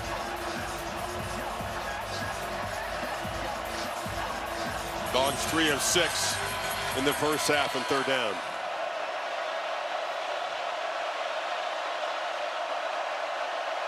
Cass Jones goes in motion. Stockton running all the way. They don't spy him. Stockton found a crease. More than enough for the first set inside the Tennessee 40. Got 13. But Tennessee looked confused to me, and it took them a late adjustment to get the secondary lined up right. You can see the communication there. Now you got the motion, and by the time they start to try to get their eyes right, they're a man short on the play side, and Georgia calls the right play at the right time to take advantage of the confusion by Tennessee. They look a little confused once again. Good job, Kirk, getting up to the second level. Carter was the key guy, and they blocked him beautifully that time. Frazier follows his blockers around the edge, and Frazier knocked out of bounds after a nice another chunk play. Turrentine made this up. Dogs rolling right now. Yeah, this is a drive where you're sending a message. You know, this is a methodical drive. This is not a, hey, let's make a one-on-one play downfield. This is Georgia football. This is who Kirby Smart, Mike Bobo, this is what they pride themselves on being. This is their identity to open up this second half. And Tennessee's got to match that physicality.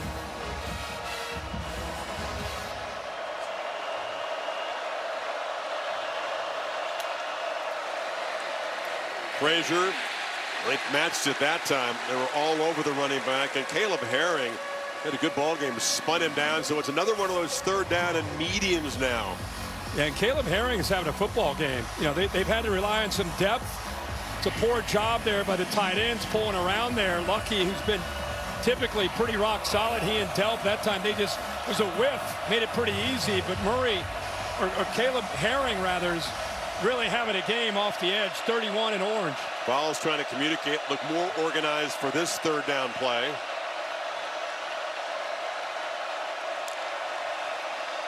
Bowen right up the middle. They got him. Easy pickup inside the red zone.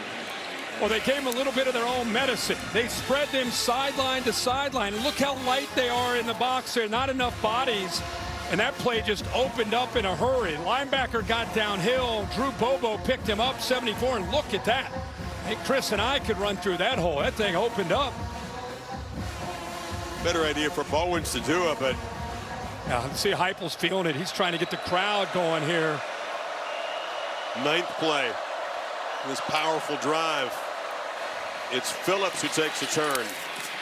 And he turns the corner, picks up 4 or 5. Like I said just a moment ago, this is what Georgia really prides himself on, is their ability to take a game over and kind of steal your will. That's 9 plays here to start the second half, 8 of them on the ground running the football.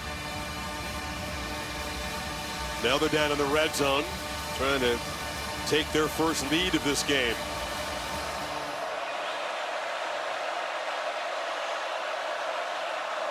Frazier, deep set. Stockton under center, flips it to him. Frazier, no blocker out there. Gets enough space to get that inside the 10 before Turrentine made the tackle. Love the jet motion. Got all the eyes, all the energies going to the offense's left, and then you flip it to Frazier with that speed going the other way. Some tempo in 3rd and 1. Frazier again. It's going to be 1st and goal. Dogs at the 5. Impressive job by this offensive line. It is. That's 10 of 11 now that they've run the football. Keep in mind, Ernest Green, their starting right tackle, is not in the game. They got Michael Weenie in at right tackle. They got a true freshman, Donnie Glover, in 63 at right guard. So really testing their own depth on this offensive line as they could take control of this football game up front. O-line joined by 3 tight ends in the ball game for this 1st and goal play. McCray's the back.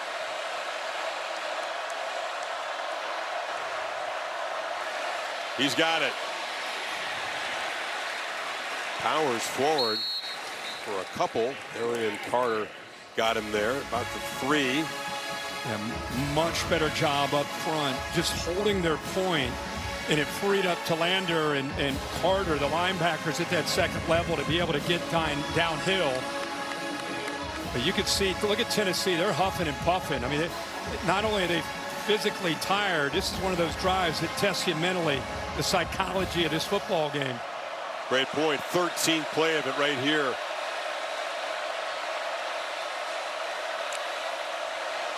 McCray trying to go low.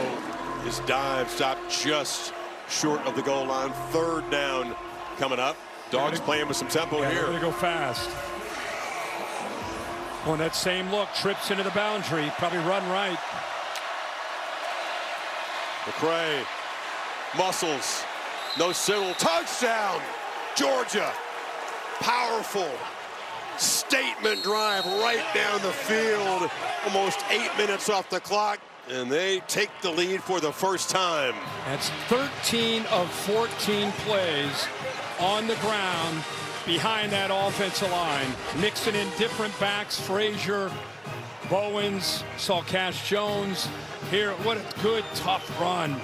Good job of that offensive line. They kept churning, and eventually McCray is able to get in there for the touchdown. So 17 unanswered since Tennessee had a 14-point lead in the 1st quarter.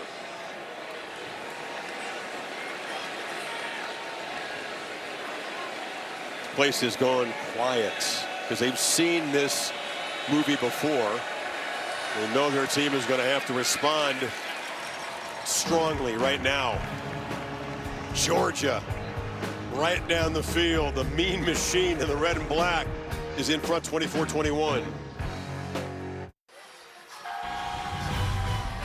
National Championship Trophy presented by Dr. Pepper down there at the Volunteer Landing.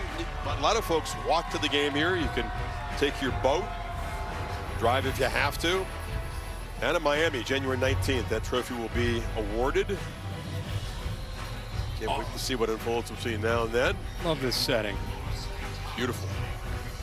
Like a day game here, too. I mean, nights are electric, but it's just nice to be here one day, and the sun is shining. Seems like a long time ago that Tennessee was scoring at will, and Joey Aguilar couldn't miss. Rough 2nd quarter. Can he get back to the way he played in the 1st? Take a break.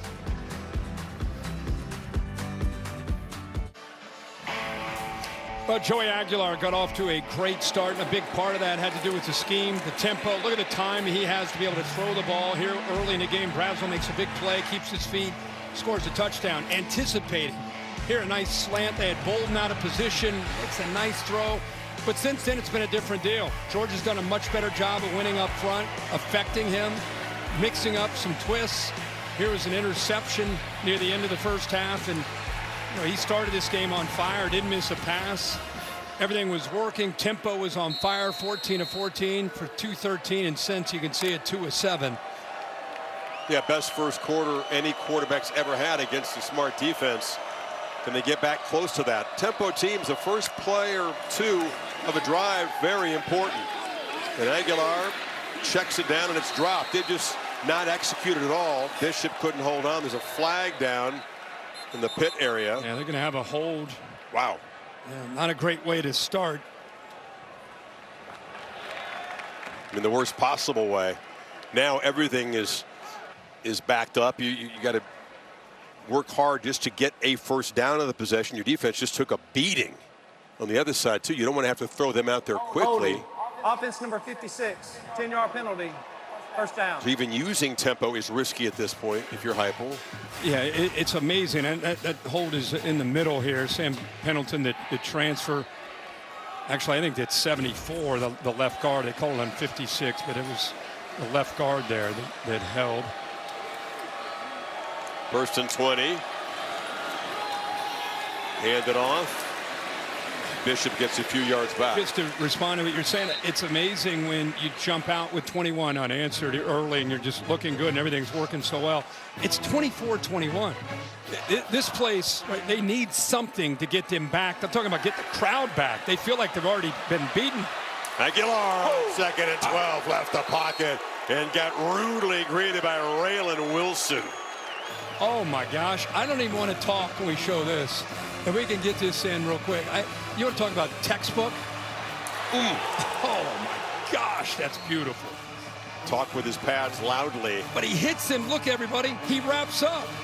Isn't that amazing? He didn't just hit him with a shoulder.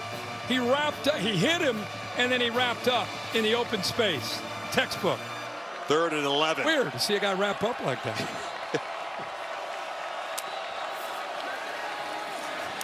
Aguilar, miscommunication. It was all clicking. Everything was so flawless and easy looking early on. Now everything is a struggle. The holding penalty really doomed the drive, and here comes the punt team. Yeah, he had Kitzelman underneath the inside receiver, the tight end. It's just kind of a delayed route in case he needs him, and the ball was in between for Matthews and the tight end. Tight end would have had some work to do to pick up the first down, but another just drive that's out of rhythm for Tennessee. Punt, Ross, and it's picked up and run across the 40 after a 47-yard kick. Georgia back out there now, up 3.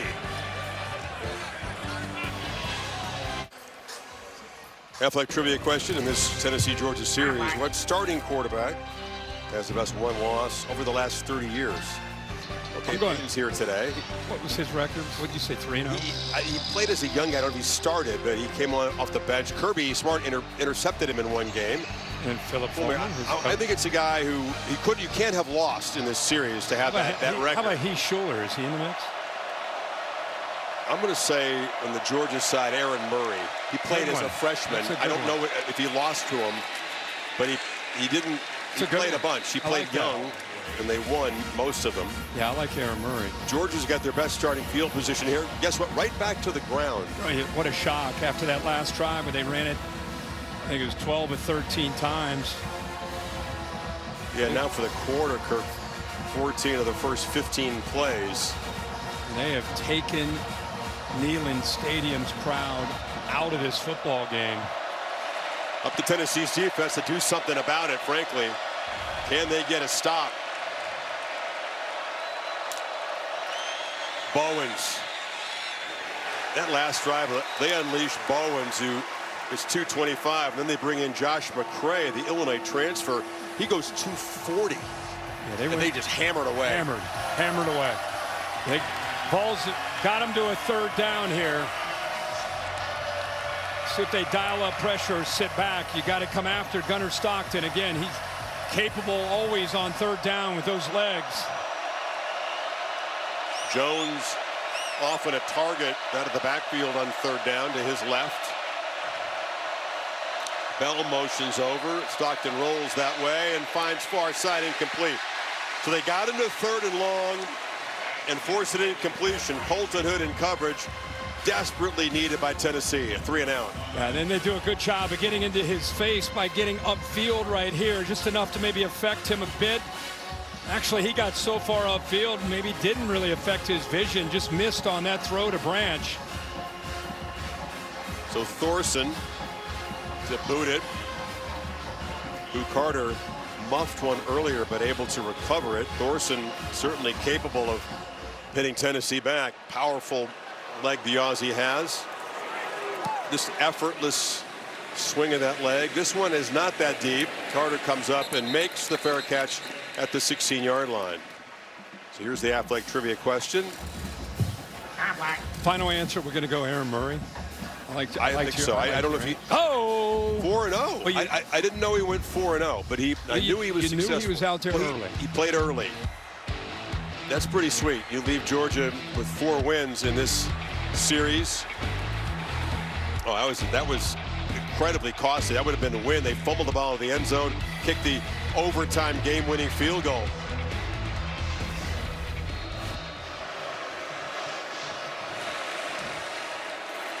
Right, defense did what they needed. Now can the Tennessee offense get going here? In the flat, catch made by Staley. They can't tackle him. He slips loose, gets out near the marker at the 26. C.J. Allen waited to the last possible second to blitz, and when he did, he came in there, blew up Star Thomas, but a good job of getting that ball out quickly. What happens when you get a first down? You can play with some tempo. That time Thomas knocked down after a short gain.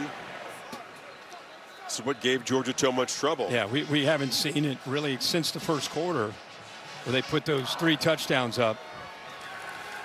Aguilar across the middle, inaccurate. Tried to find Staley that time. KJ Bolden was in close coverage.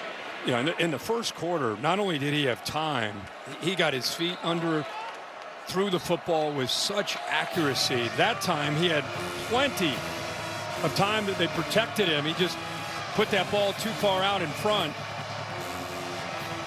So 3rd and 7 to keep the drive going. Just once have they converted on 3rd today.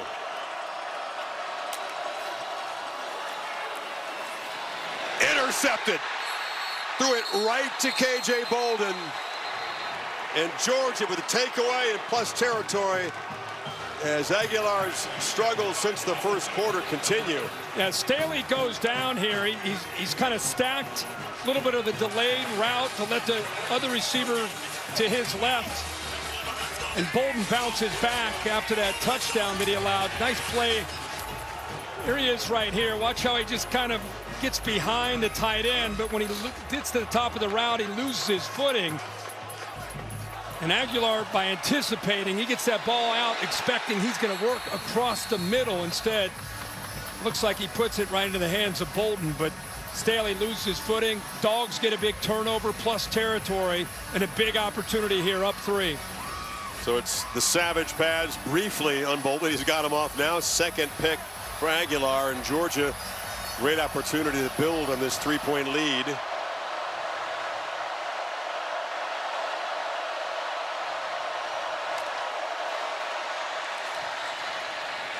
Another gut check for the Tennessee defense. Did a good job. Got to the 3rd down play. Broke it up. Gets the punt. A quick turnover right back on the field in their end. Yeah, gut check's a good way of saying it, because like we talked about, when you give up a drive that goes 13 plays and 12 of them on the ground, you can see hands on hips. Not a lot of energy right now in those orange jerseys. And then to get a turnover like that, and like you say, you got to step up right here if you're this Vols defense again.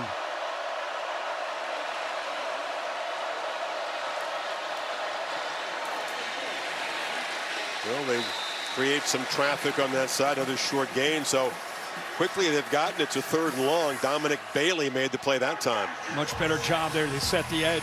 Defensive line won their battle, got a good push, nowhere to run that time at all for Frazier. Working hard to bring the crowd back into it on this play. Georgia's in fringe field goal range right now. Here comes the blitz right here. See the communication. Pitch to the far side. Branch not going to get there. Knocked down at the 30. Colton Hood made the play. And here comes the field goal team. And they walked Boo Carter up off the slot. Brought him, but then dropped the linebacker, Edwin Spillman. And I think Gunnar Stockton saw that blitz, and he thought, hey, if I get the ball out there quickly, it's man-to-man. But instead, they're able to drop, get off blocks, and kept him short of the first down. Good play. Woodring twice as semifinalist for the Groza Award. Chip shot earlier. This from 48 to make it a 6-point lead. And drives it right through. That's a win, though, for the Tennessee defense. You turn it over in your end and force a 3-and field goal. 27-21 as the Dogs make it 20 unanswered inside of 2 minutes in the third quarter. All-State bus motoring down here to Rocky Top. Kirk, what's your All-State good hands play from today? What a game. Went back and forth. Clemson didn't play their best but had a chance late. Instead, it's Georgia Tech and Brent Key. 55-yarder, a walk-off with the clock running down. Aiden Burr makes it, and look at the reaction in Atlanta. Georgia Tech, you knew coming in that they could be a surprise team in the ACC. They live up to that with a big upset of the Clemson Tigers. Clemson loses to LSU at home, and now on the road to Georgia Tech in conference play. 1-2 for the first time in 11 years. Just the one conference loss, though, so certainly not out of it in ACC play. Long way to go there, but alarm bells ringing down there at the get for that one. Offense just not able to play consistently, and that's cost him a couple times now. All right, take me inside ahead of Joey Aguilar, and Josh Heupel, you know, believes in this guy, trusts in his accuracy, but it's kind of come unraveled in the first quarter. Yeah, and look at the history. We've been talking about this really all day. All 4 matchups for Heupel as a coach against Kirby Smart get off to a good start. First 4 years, even today, 21-7, and we see what the end result has been. They're turning to Aguilar, hoping that this can be different, but it's been trending and sliding in this direction since the middle of the second quarter. Can they make a play to flip the script?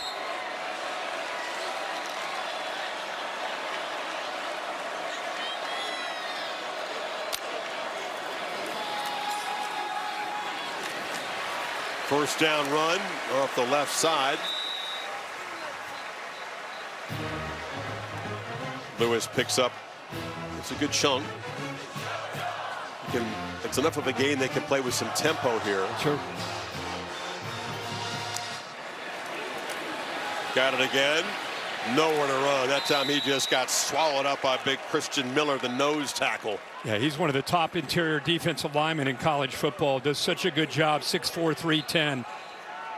Loves the dirty work, too. Yeah. He can play other positions, athletic enough not to play nose tackle, but he doesn't mind playing it, and he plays it well. He does. That time he split a double team, so he's got power, but also quickness in there to make plays like he just did there on second down. Need 4. From the pocket, sideline pitch, catch made by Staley. Found some space in the zone there. First down across the 40. Now they'll go fast. Georgia not reacting to that motion. Staley coming from the right all the way over to the left. Easy throw that time for the first down. Lewis again. Decent first down chunk, about 4. Getting back to the running game. That's 53 yards now on the ground. This is an offense last year with Dylan Sampson, an average 232 on the ground. Today only 52 against Georgia. Play action. Downfield launch. Jump ball. Caught! Touchdown, Brazel! Wow!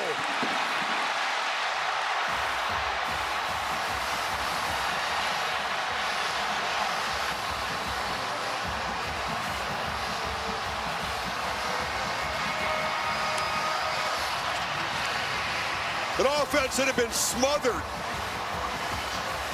starving for a big play, gets one as Aguilar throws a beautiful ball, and Brazel wins the one-on-one battle there against Daniel Harris. Yeah, he's done that a couple times. He beat Ellis Robinson earlier. This time it's Harris, who to me looked like he was in position. He just mistimes his jump. Final seconds of the third quarter, Tennessee suddenly reclaims the lead. And Chris, anytime you see a center field safety, you know you have one-on-one opportunity to the outside. You put it up in the air, you trust your 6'5" receiver, but right there, Harris is in position. He just didn't go up and time that well. Good job of really being in phase. He goes up with the right hand, but remember, Brazil is one of the best in the SEC at these one-on-one jump balls. What a great job of showing the ball skills there, and the Vols needed a play, and they get it. You're a hockey guy. That's a natural hat trick. The last 3 receptions have all been for touchdowns. 2 of them from long distance. Wow. He does throw the deep ball well, and they just could get the drive going. A couple of runs, Kirk, just to get the tempo cranked up, and once they did, they got the matchup they exploited. It's the first time we've heard the crowd get back into the game since going way back to probably early part of the second quarter, and just in time as we get ready to go into the fourth quarter. We've been talking about flipping the script. Who's going to do it? Can Tennessee finally change the narrative? Well, a long way to go. And the fourth quarter, again, is going to decide this game. But the Volunteers have some momentum back.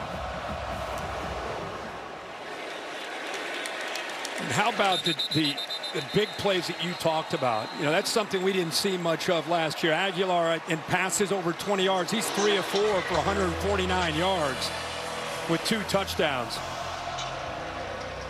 So they've been able to have just enough of that running game, but really when they've needed a play, it's been Aguilar downfield to these receivers, especially Brazil, 17. They were beginning to pressure him. He wasn't seeing it clearly through the interception. Things just not clicking at all. When in doubt, get a little protection and chuck it downfield and win a one-on-one.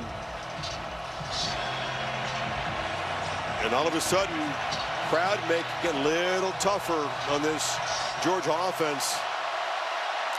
Likely to be the final play of the third quarter. Stockton fires. Catch made by Lawson Lucky. And the tight end out across the 40 for a first down. Picked up 16. On a hot day in Knoxville, it's going to be decided with stamina, guts in the fourth quarter. Back after this message and a word from your local ABC stations for the final quarter here on Rocky Top.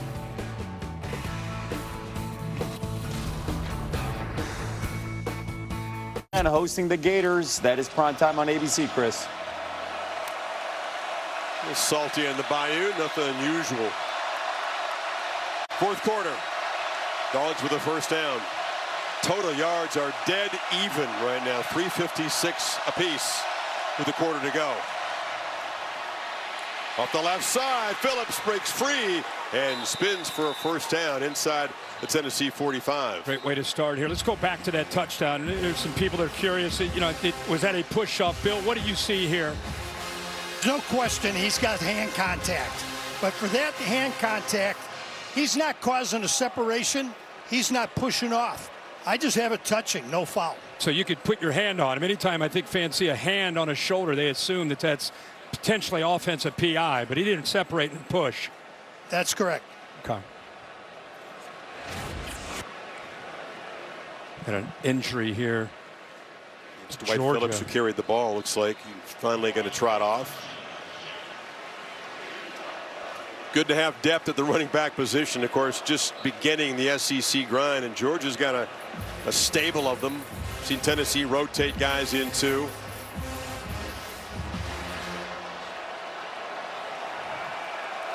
So a throw to Dylan Bell to get the drive started at the end of the third quarter. Then a big run there by Phillips. And now Frazier steps out of a tackle. Farouk couldn't get him down. Picked up about 5. Good effort to hold on to that football. Joshua Josephs from behind ripped at the football, but Frazier with the strength held on to it. With tempo, Stockton from the pocket. Launches downfield. Catch is made. London Humphreys.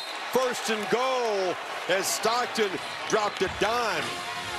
Well, London Humphreys does a good job of selling this like he's just in a stalk block. Like they're going to throw another quick screen, and instead he sells it and then goes down that right sideline on a rail route. Nice job of finding it. Good timing and a good throw out in front of the receiver. Been looking for downfield shots. Got the touchdown early.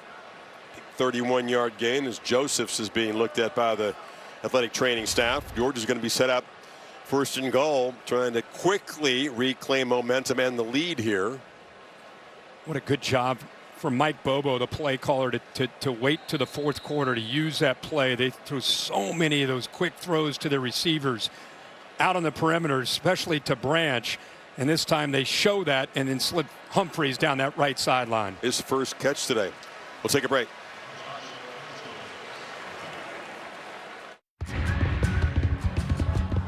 Thursday Night Football on Prime. It's on. This week, an AFC East rivalry ignites as the Miami Dolphins battle the Buffalo Bills in a heated division showdown. There he goes again. Can you believe this? Breaking tackles through the middle. James Cook. Stream Thursday Night Football.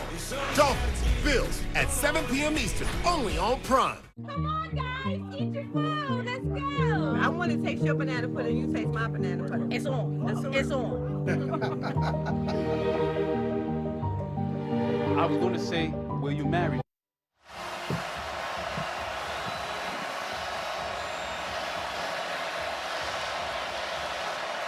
Georgia set up first and goal. Bowens is the back. Branch comes in motion, now reverses. Run all the way. Stockton flipped down at the 3 by Farouk.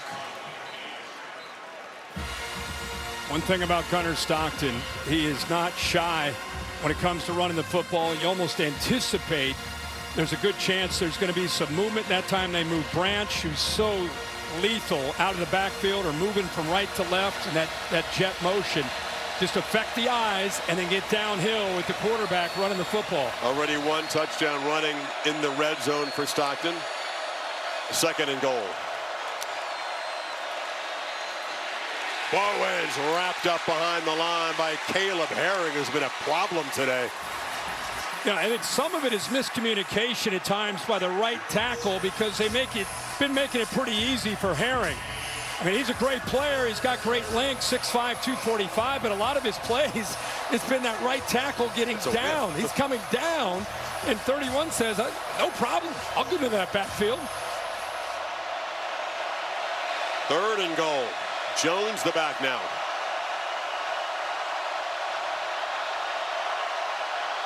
Play clock at 5. Stockton straight back, scans the end zone, makes a throw, no chance. Pressure came from Herring that time. Young was the closest receiver, but here comes the field goal team. Yeah, Michael Weenie, who's playing in this game out there at right tackle, he really has his hands full trying to deal with the length and the speed of what Herring can do. That time, Stockton just not quite enough time to be able to put that football where his receiver makes a play and scores a touchdown because of that pressure. So Woodring tries to go 3 for 3. And Georgia does reclaim the lead. 8-play drive in 69 yards. Back and forth we go on Rocky Top. Tennessee's turn next.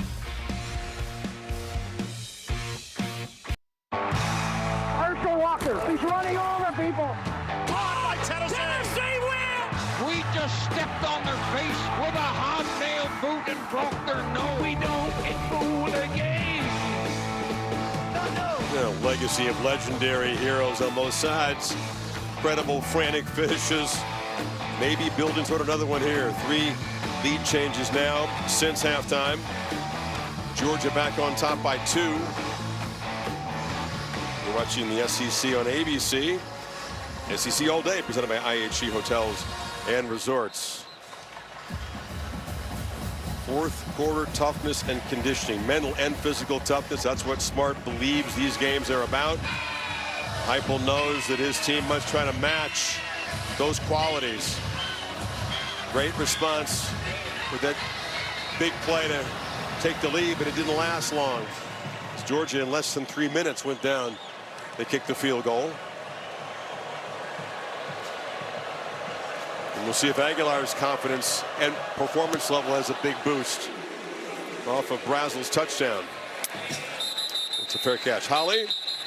Well, he's had quite a remarkable journey. Joey Aguilar, 0 offers out of college, out of high school to get a Division I scholarship. So he ended up going to San Francisco Community College, but it was a 90-minute train ride from his home in Antioch. It would take him through a lot of different places, ending in San Francisco. He said, I feel like my career has been a little bit like those 90-minute train rides. I saw a lot along the way. I learned a lot. And look at this map. This was a commitment this young man had to make. One way, 90 minutes every day. And he said it has all been worth it to be able to play in this moment and lead this team on this drive right now. Great perspective. Confusion on the first play. Turned a different way than the running back did and picks up about half a yard. At least he was able to come off of that and not lose yardage. But yeah, he turned the wrong way, away from the back. Aguilar slings it, and the catch is made.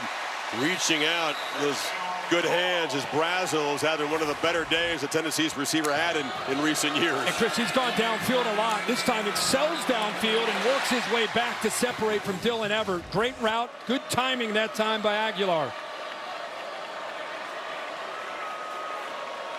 6th catch, 177 total yards. Off the left side, off and running, Star Thomas. That's the first really explosive running play they've had. Good blocking on the right side, 27 yards. Yeah, the right side pulling around, right guard, right tackle on a counter play. Got up to the second level, opened that up, and how about the acceleration there by Thomas? Aguilar looking to throw downfield, man, wide open. Caught for a touchdown by Staley.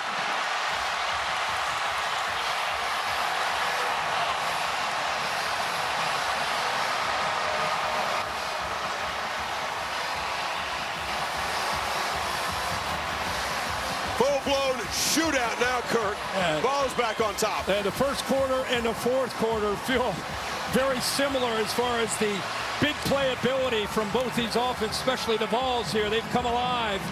What a route. Well designed. Staley showing patience. Kind of a shallow crosser and then goes upfield. Completely fools Georgia.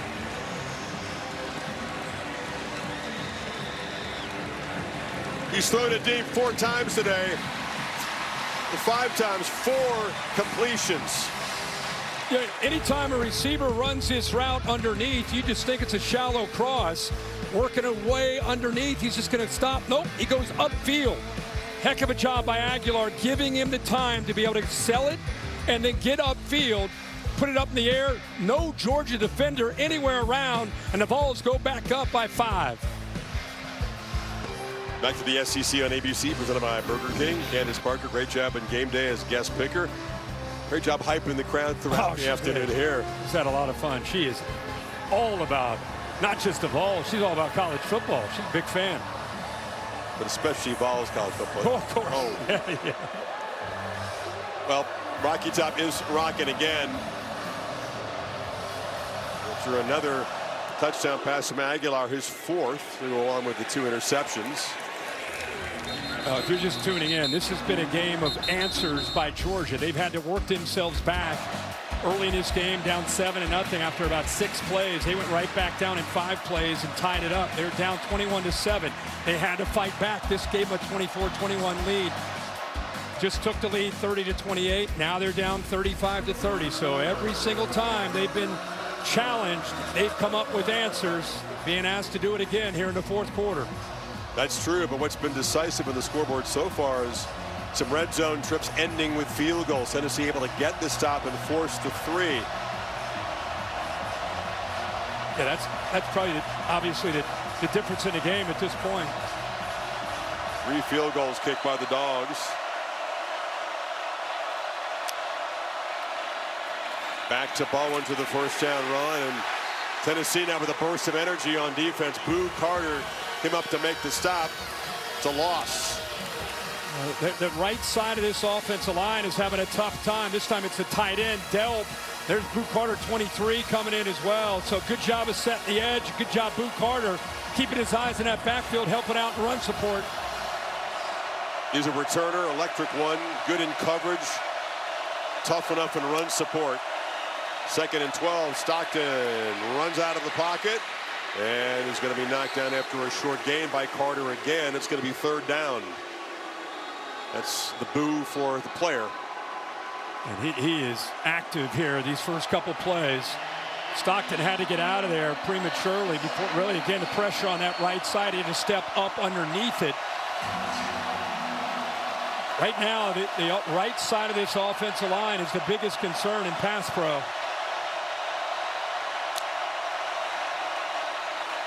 Again. Pressure right in his face. You're right. The ball gets out, though. Catch made by Young for a 1st down. Stockton standing and delivering. Yeah, Weenie on that right side, a true freshman. Donnie Glover really getting tested. How about the job of Gunnar Stockton to sit in there? He knew that they're having a hard time, sat in there and made the throw.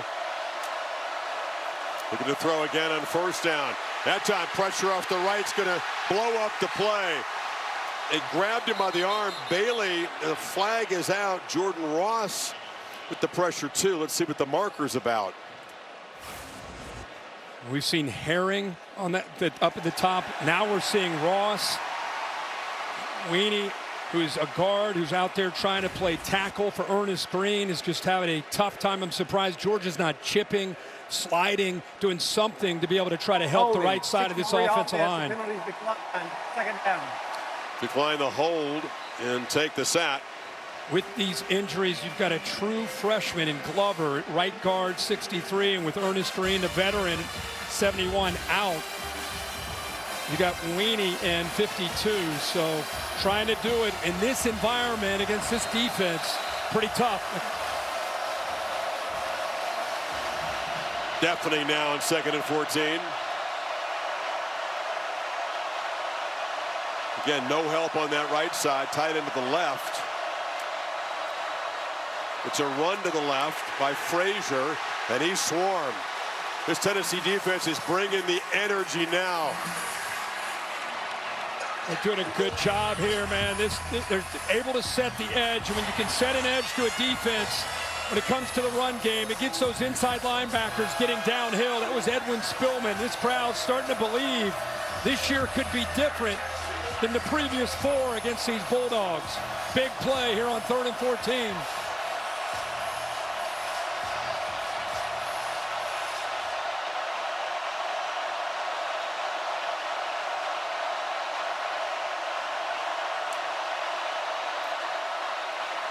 Stockton, hit, ball is loose, still rolling around. Tennessee's got it.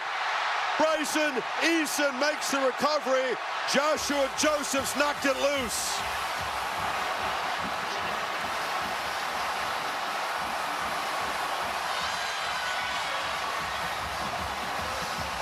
But we've talked so much about the right side of the offensive line.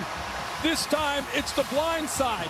It's the other side with Monroe Freeling out on an edge against the best pass rusher, 19, Josephs.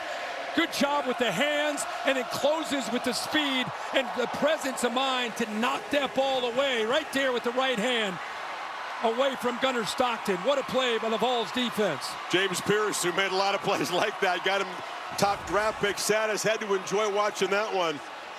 Yeah, that he mentored, makes an enormous play, and now Tennessee up 5, has the ball to Georgia 34. That's 4 sacks now on the day, as you see, 7 tackles for a loss, getting some penetration.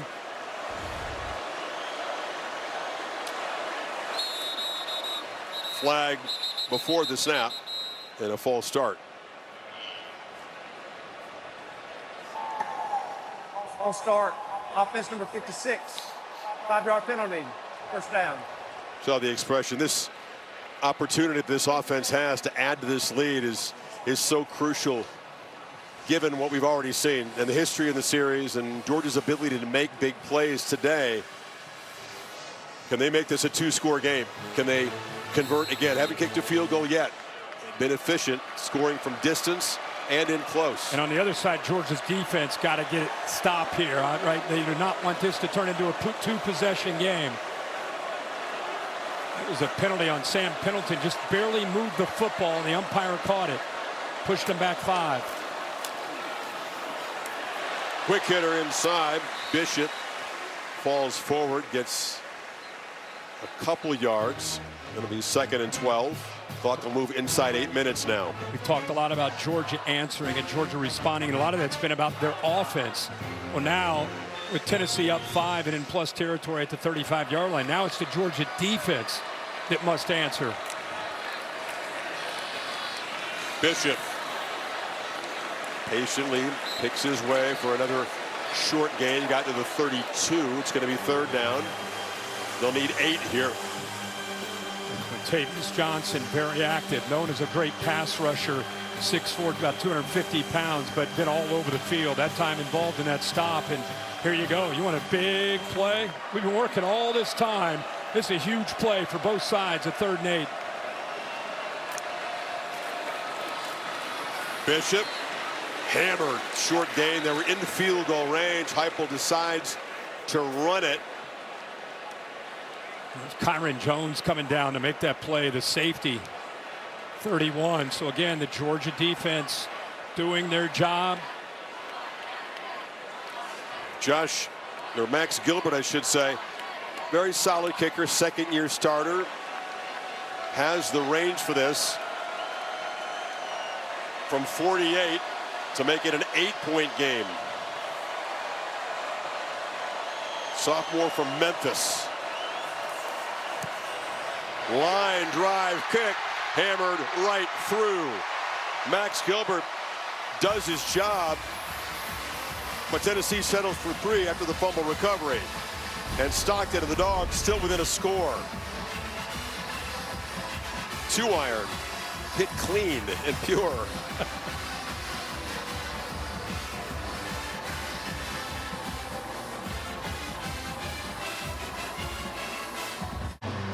The final 6 minutes, 40 seconds.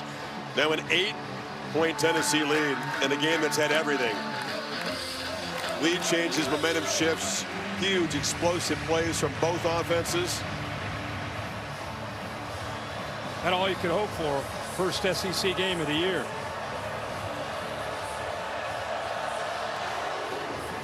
Turbeville's boot will not be returned. Holly? Well, guys, there's been times during this game where the Tennessee defense looks tired. Their defensive front is playing shorthanded. But I am telling you, number 90, Dominic Bailey, and number 20, Bryson Easton, they call him Unk. They are fired up right now. They were just yelling at each other. We're not tired. We're not tired. You've got this. They're trying to hype each other up. This is a huge stand right now for this Tennessee defense. They're trying to make sure they've got energy to make it happen. Attitude and mind goes a long way when you are fatigued. Those two fifth-year seniors on that defensive front.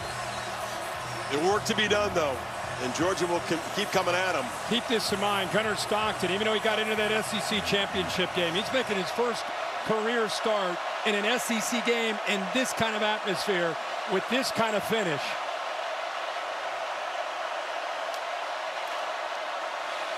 On the move, and chucks it incomplete down the far sidelines. Came off the bench against Texas, showed toughness as a flag out. Obviously, the playoff game against Notre Dame was very, very tough situation against Al Golden's defense. Yeah, very tough. Turrentine's going to get a penalty here, too, in orange.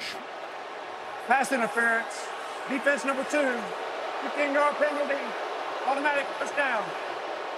Really no need at all to push in the back. And Josh Heupel saying that ball's not catchable. How's that a penalty? That's what I was saying. The ball, there's really no need for 2 to make this push. This ball's out of bounds. Phil, what do you think about that ball not being catchable? That ball's pretty clearly out of bounds. It might have been going out of bounds, but it took away an true opportunity for That's catch. Enough contact for you? Yes, the push in the back. The push in the back was clear. I just didn't know if the ball was out of bounds far enough, but took away the opportunity. Wasn't the most aggressive push I've seen. Ball at the 40 now.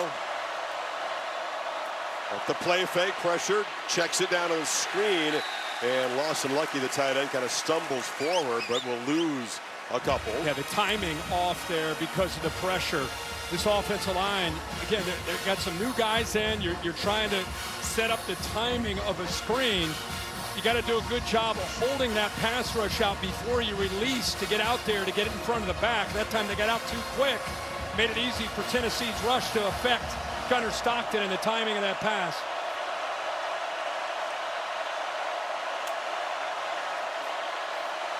Stockton has a clean pocket this time, delivers across the middle, and the catch is made by Sokovi White-Helton, involved for the first time today. Redshirt freshman picks up 17. They're in Tennessee territory. And that time he got back to the top of his route, showed good patience as a pocket quarterback, let the route finish, put the ball right on the money. And with that accuracy, you saw the yards there after the catch. Good job, good effort there by 18 to get involved in this game. Again, time to throw, but Stockton's going to run out anyway. He's across the line, can't throw at this point, and is going to be tackled after a short gain by Colton Hood. He's looking to his left. I thought he might throw that sail route, but he came off of it because he trusts his legs to make a play. Thought he might try to squeeze that one in. Had a chance for about a 20-yard gain. They substituted, so Tennessee brings in fresh people in defensive front for this second down play.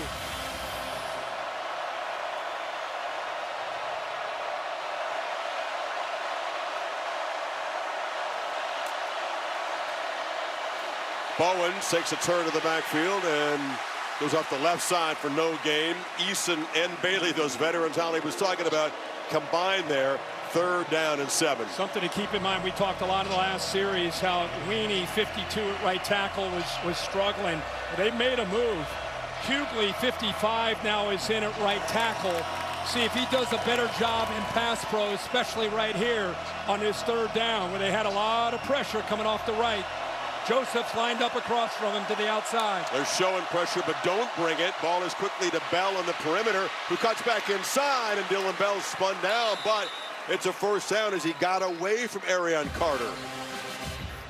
It's a good block by Delp in front, but it's just good job of, it's been a great ball carrier after the catch by Dylan Bell. It's one of the best players on this field for Tennessee. Carter, he just misses an open field tackle. Tempo for Georgia. Bowens on the check down. Knocked down after picking up about 4 inside the 30. Tennessee barely even lined up that time. Georgia going so fast. And now Tennessee defender Tyree West, one of the edge rushers, is being looked at by the athletic training staff. So Georgia has moved it 47 yards in about 3 minutes. A 1-score game, but do you put everything into this possession? Do you play it methodically, knowing you need a touchdown and a 2-pointer just to force overtime? Yeah, you have to. You know, 3:37, 3 timeouts, 2-minute timeout. In other words, you don't need to play it too quick. You're saying you can I don't think so. I think it. Right now, you're moving the ball pretty effectively. And I think it depends here on these. You know, if you're able to pick up a 1st down, they're playing with a great deal of urgency, running this tempo. I think ideally you do want to score quickly, not put everything on the 2-pointer. No. But if you're not successful, you would have a chance to get the football back one last time. We'll see how they play it. A lot of activity next to us. The Tennessee coaches are just off to our left. There's a lot of gesticulating and defensive guys up here. Yeah. Rankings brought to you by Allstate. Pretty soon they're going to begin the football seasons at Penn State. Villanova, the opponent again. It's going to be back-to-back shutouts for the Nittany Lions. Looking forward to the LSU and Florida game. Miami, there's an weather stoppage in Miami. They continue to lead USF. Notre Dame, A&M, and South Bend, a big one later tonight. Really good stuff in primetime. You have to shift back and forth as West makes his way to the sidelines now. Get some energy gel there. Garrett Nussmeier and the Tigers. You know they're going to get a desperate effort from Florida. Florida's off to a slow start, fresh off of a loss to USF, and they have Miami next week down in Miami. And you got to make a pit stop in Baton Rouge. That's a tough 3 weeks. 2nd and 6. Clock moving. Stockton. Long throw downfield. Incomplete. Colby Young was being boxed out nicely by Colton Hood that time. Yeah, it's a one-on-one matchup. Gave him a little stutter and go, but you got to give Colton Hood a lot of credit there. He starts to turn back away from the football, but at least he made an effort to find the ball, gave him a chance to get hands out. Young tried to sell the flag that time. Now it's Bell in the perimeter, and he's knocked down by Ty Redmond. Freshman corner. Third down again. That's just, Chris, that's a quick reaction by the true freshman. That is a huge play. He's had some learning moments today, but that time, because he reacted so quickly, he went right by Delp to be able to make that play. And correct, Kirk, they just moved the marker to fourth down. So fourth down and 6 right here. No field goal attempts.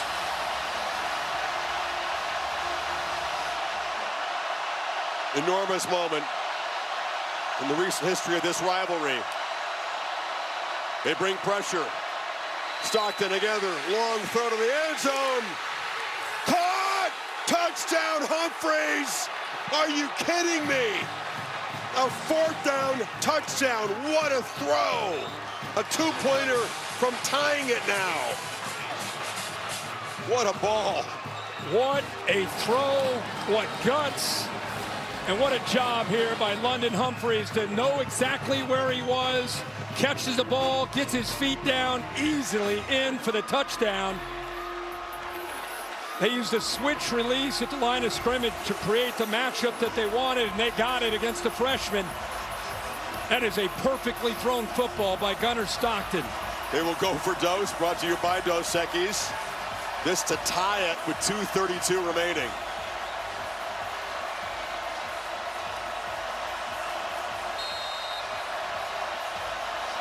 Four receivers. Stockton as a runner, always a threat here.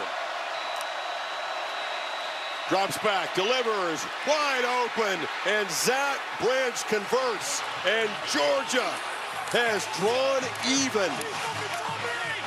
What a drive. They've been answering all game long, and they do it with the game on the line, essentially. Great job by Gunnar Stockton. And what a catch coming through in the clutch by London Humphreys. Out here to your right, able to create this matchup, try to get him against the true freshman. It's exactly what they got. Redmond is pretty good coverage, but that ball is perfectly placed to the outside shoulder. We can get away. That's not enough of a push-off for offensive PI. Just great execution by the Dogs. The two-pointer, they used their fleet-footed Branch, use him in motion against man coverage. And really, that's the thing that I think really sets this up is motion inside, put his foot down. Now he darts back to the outside. And that traffic, nobody's able to get back out there on Branch. So Gunnar Stockton, first true road game as a starter in the SEC, has come up big all game long and did it with everything on the line there. Football's incredible. In offense against an FCS team, Austin Peay, a pretty good one, that was just grinding and methodical. 4 touchdown drives, 1 per quarter last week, but nothing like this. No explosive plays, no downfield shots. You go on the road against Rocky Top, 110,000, and all of a sudden the offense comes to life. Yeah. Well, they've got a better group of receivers top to bottom. It's not just 1 or 2 guys. But how about the journey that Aguilar has been on? You talked about in the first quarter. He talked about this is a dream to be the quarterback at Tennessee. Maybe this is part of his dream. 38-38 against the Georgia Bulldogs with 2:32 and 3 timeouts. Got to get at least a field goal here. First play of this possession, so crucial. Can they make a positive play? Can they begin to get the Bulldogs on their heels with tempo? That's the only way they've effectively moved it today, really.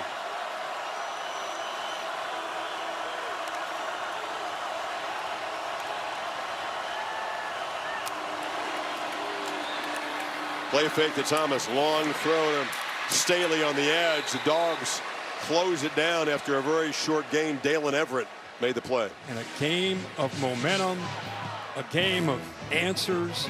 For this to be the first conference game when you really don't know what you have. You think you know, but until you get tested, you don't know. And both these teams have shown so much, regardless of this finish. They're going to take this down to the 2-minute timeout. And 2nd and 8. Joey Aguilar, can he have a storybook finish to his first big game at Tennessee? Tough act to follow, but DJ Lagway and the Gators will try to do that in Baton Rouge.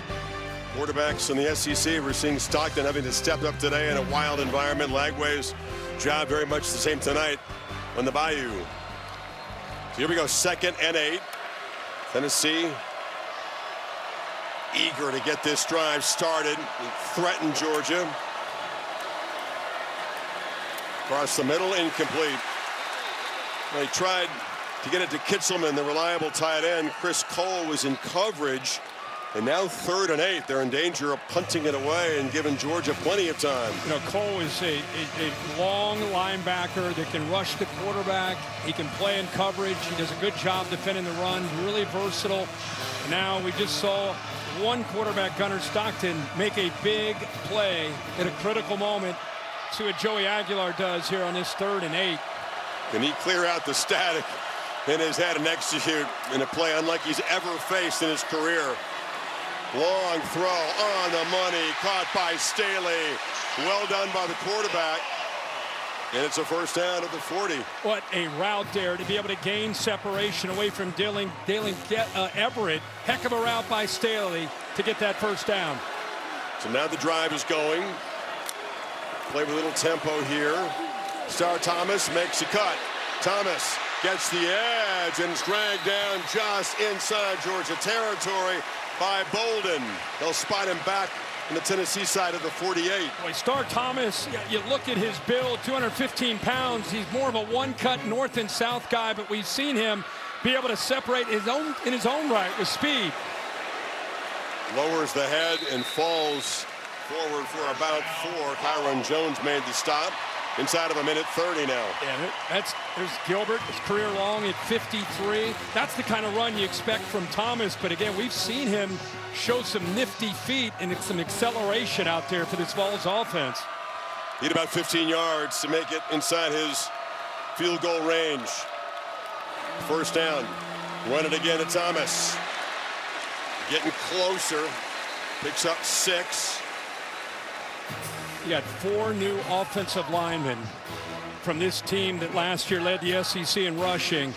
And when you know they're going to run the football against this front, they're starting to get a push here, opening up some nice holes for Thomas to be able to get downhill.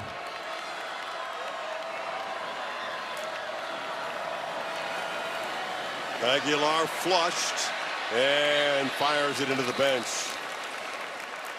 Closing in with C.J. Allen, so 3rd and 4. Not quite close enough, you'd figure, to give Gilbert a go from here. Yeah, I thought he might pull the trigger. He had Staley in between, kind of found the soft spot in the zone. If he let it go, he had a first down, but I think he wanted to be a little careful there because it would have been a tight squeeze. Staley's been a huge part of the game, a reliable target, 9 catches. Has the touchdown. Razzle's been quiet lately. Kitzelman, the tight end, off to the left. They're going to try to run for it. And they've got their right edge. And they've got a first down at the 35 with Bishop. Right around field goal range where we sit here. And that's why they spread you out sideline to sideline with their formation. So when that ball bounces, you're so far out as a defensive back, it's hard to come up and help out and run support. Bishop plows forward, getting a little bit closer for the field goal kicker. Whistle now. And a stoppage of play. Timeout taken by Georgia. Well, this 8-game losing streak against Georgia has been painful. The last win, it took an incredible finish. Georgia takes the lead with 10 seconds to go. For sure they've got it. Game's over, right? So finished, but 2 penalties set up Joshua Dobbs for a Hail Mary shot. And Jawan Jennings for Butch Jones, a miracle. That's what it took to beat Georgia, and they haven't done it since. That was 2016. Wow. Since then, there have been some wild finishes. Georgia's found a way to come from behind. And Max Gilbert Never been in this position before. No game-tying or go-ahead field goal in the fourth quarter in his career. That look right there sums it up. That sums up the Vol Nation right there. If they don't get a yard closer, wow, it's 49 from here. He wants to believe, but it's hard, given the history. Well, now it just comes down to where does your kicker like the football? You got a couple timeouts. You want to put him where he loves it, whether it's the right hash, the middle, whatever it might be. Wouldn't hurt to get a little closer, though. Get a little closer.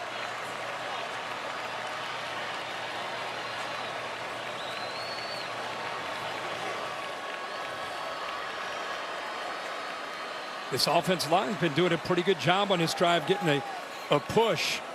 You got Deshaun Bishop now in the game for Star Thomas, running the football, more of a power back.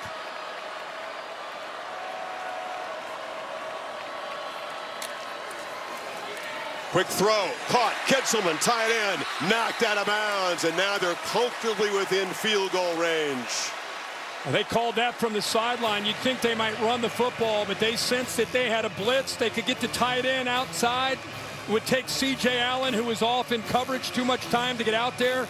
Quick throw, some positive yards. Now it's third down and a long one. You can get the first down and basically run the clock down and set up for the field goal. Leaning across that marker is Bishop. Kirby Smart charging out to call the timeout. It's a first down. That's kind of a moot point, the timeout at this point. At this point, yeah, that's what it. Now it definitely is about positioning the football.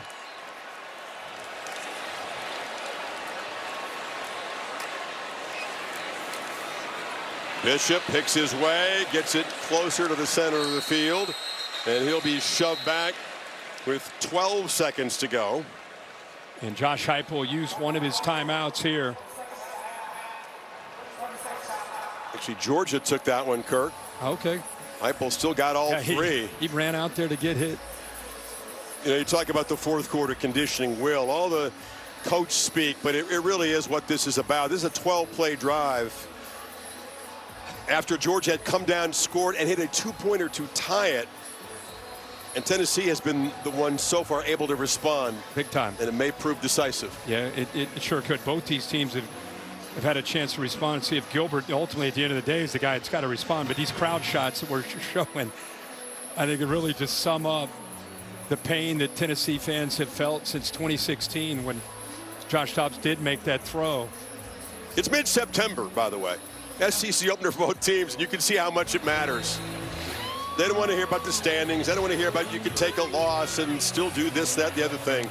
This is so personal, and there's so much history between these programs, and it's all been on Georgia's side for the last 8 seasons. Offense out there to snap it, you would think, one more time. Second down. From here, it would be about a 41, 42-yard attempt.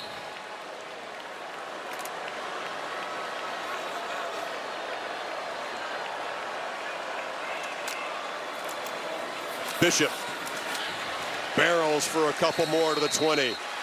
Just got to execute the snap and the handoff, and then have both hands on the football, and the clock ticks down to 7 seconds. It's third down, and one more timeout taken.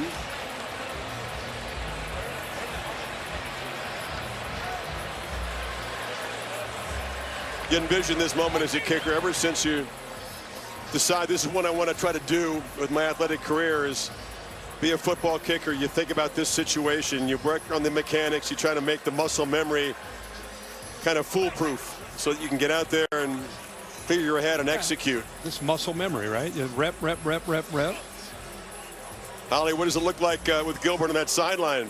Well, I've been standing right beside him, and he's taken a few kicks. He just came back off the field. He's going to take another kick right now, but I see him taking big, deep breaths.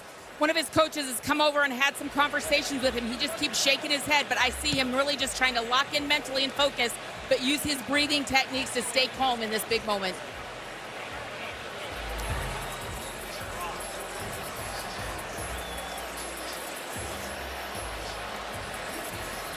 Don't jinx it. Don't say anything. That's what Me? No, she just said. Oh, okay. Yeah, or you. Nobody. I just hope my man makes it through the end of this game. I feel like he's coaching.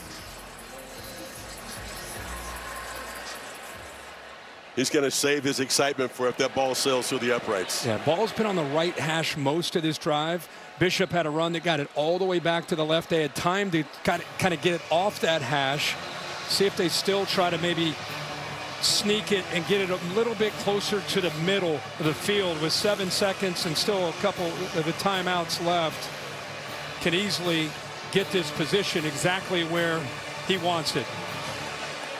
Well, now it's Heupel standing ready to call his timeout.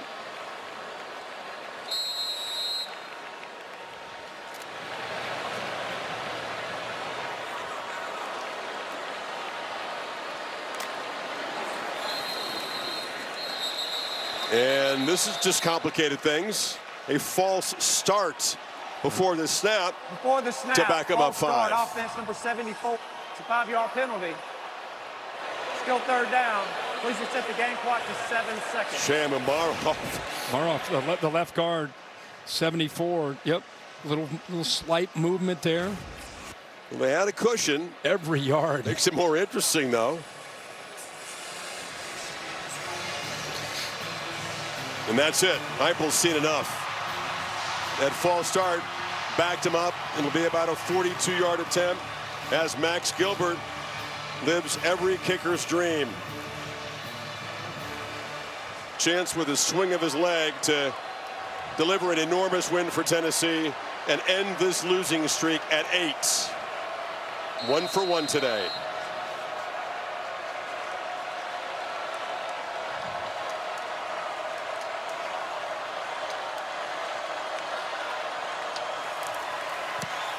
Drives it. It's fading. And he missed it wide to the right.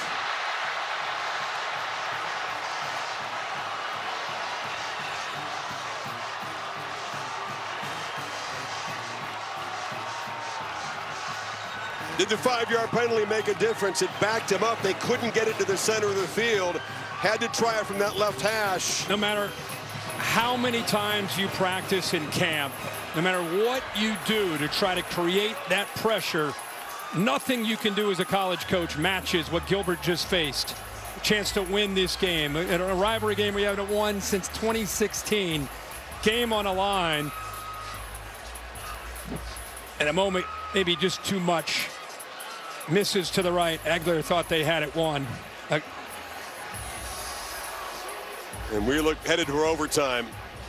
3 seconds. Georgia spent all their timeouts on defense there, so this is going to be kneel down there in position. And if Tennessee is going to break the streak today, it's going to take overtime to do it. Not only do you miss the last-second field goal, I think the fans, it's like the win is taken away from you, right? And now the air in the building is just taken out as you head into overtime. Before we get to OT, check in with Kevin Nagandi.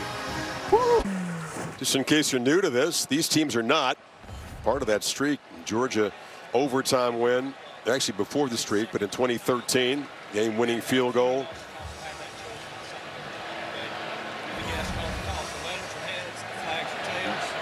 Steve Marlowe, we don't have his mic on. What do you call it? Heads. If I drop it, we'll do it again. And it is heads. So if you want to play defense, offense, you play defense. Which way do you want to go? Go that way. Okay? Tennessee will get the football first. Always win and choose defense.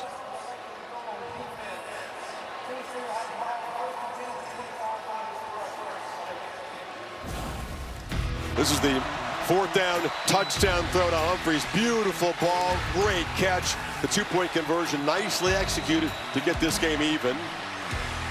Branch made the catch and then just could not complete that swing. Little breakdown in technique under pressure. Will he be called on again? He's been walking around by himself. Could have been carried off the field. Should be a field rush at this moment if he makes that kick. Instead, wondering if he'll have another opportunity. Well, like we've talked throughout this game, we've seen so many moments in this game where we've seen the big play, and we've seen one opponent tested to see if they could come back, and they more often than not answered the bell. There's so momentum, ability to fight back. It's no wonder we're at 38-38 and headed to overtime. And now it's not just about the offenses executing in a tight area, of course, in the red zone. It's about the defenses, fatigue. They've tried to rotate bodies, try to stay fresh. When this game started, it was 90 degrees throughout most of this game. So stamina and staying mentally sharp, a big part of this overtime period for these defenses. And for Tennessee, the focus shifts back to Aguilar, trying to create some magic here in his SEC debut. From the 25, Bishop is the back.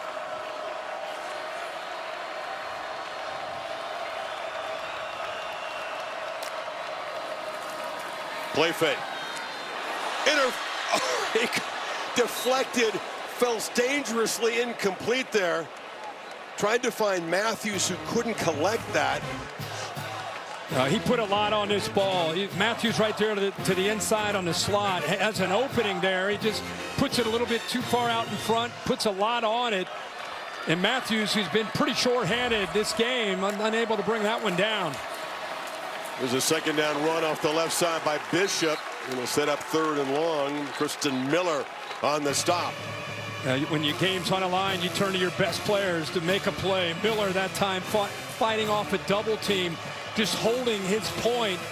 Got that entire defensive front, the linebackers able to build a wall there. Nowhere to run for Bishop. Big 3rd down. You don't get it, Kirk. Trot Gilbert back out there. It would be a very similar field goal attempt to the one he just missed if they don't get closer.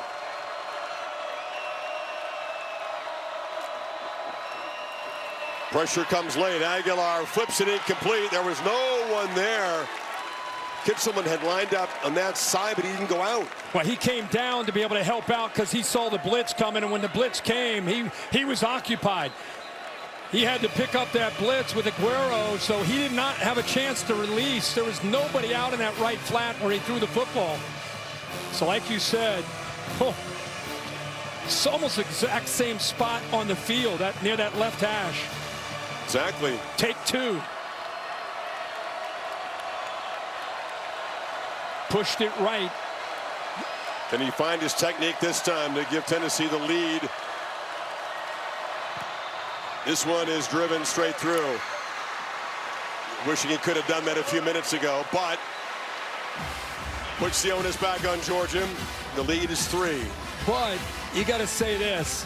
Hell of a job of stepping up after feeling like you let the entire Vol Nation down. He comes right back, same spot on the field, and shows some fortitude in his own right to be able to make that kick. No doubt. That was just not a good sequence for Aguilar and this offense. Now, they've been really hot or really cold. There hadn't been a whole lot in the middle. It's either scoring in the blink of an eye or just kind of out of sync, stuck in second gear. You face Georgia in this situation, put your big boy britches on. The Dogs typically will try to run it right through you in this situation. And keep in mind down here, we've talked a lot tonight, Gunnar Stockton, very, very mobile. He's run it 13 times tonight. And when in doubt, he will try. He'll rely on his legs as much as anything when he drops back to throw. Frazier's the back. He's got it. Can he get the edge? Cuts inside. Nate Frazier down the sideline. Grabbed out of bounds inside the 5. Turrentine saved a touchdown, but he rips off 21. They go heavy with a heavy look. 3 tight ends. How about 56 out in front? Micah Morris, great job of pulling around. I thought with that acceleration, he might be able to get all the way to the end zone, but good job of hustling here by Turrentine to be able to keep him short. But what a first play by the Georgia Bulldog offense in this overtime period. Farouk, the safety, is the Tennessee player down at the 5-yard line. They come right out swinging. Now a 1st and goal to end it right here with a touchdown. And they go with their 13 personnel, 1 back, 3 tight ends. Chris, you warned them This is usually where you see. I think they knew. Yeah, I mean, that's what Georgia does. That's their identity. That's who they are. That's what they believe in. And that's where they like to test you, challenge you. Especially when we talk about the fatigue, the mental and physical fatigue of these defenses. There was no way Kirby Smart and Mike Bobo were going to get cute at the beginning of that drive. And I don't think they will down here either.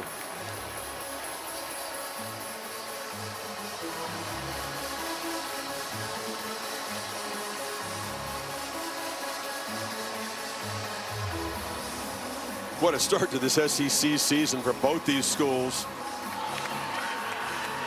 Georgia's got Bama coming in a couple of weeks. The test will continue. The greatest thing Kirby Smart has seen from his team is on the road with a new starting quarterback, some new pieces, like that next wave of 5 stars. They have been tested. They have answered already 4 times when they've been trailing and had to come back. If they're able to put the game-winning touchdown, it'll be the 5th time they'll have had to answer while trailing. 3 tight ends in the game. 1st and goal. Big Josh McCray is the back. McCray hammers, falls forward to about the 1. Well, he is a handful at 240 pounds. They don't even care, you know, he's getting the ball. Can you stop him? Not to mention with those big offensive linemen leaning on you. And 3 tight ends. Dogs at 197 on the ground, 304 through the air, over 500 yards of offense. It's got to be McCray again, doesn't it? Absolutely. I mean, he's 240 pounds, or you put it into his belly and you pull it, the quarterback goes around the edge. It's the other option. McCray driving, reaching for the end zone. Spotted short. 3rd down coming up. If he's short, he's about on the 6-inch line. I don't know if they'll review this or not. I don't know if he was able to lean and push the ball across. Watch right there. That's a touchdown. Yeah, that's a win. Ball broke the plane. That's ball game. That's a Georgia win. He got across. They're reviewing the play right now. No, it was hard to see live, but he did take a risk, by the way, and the left, that ball into traffic.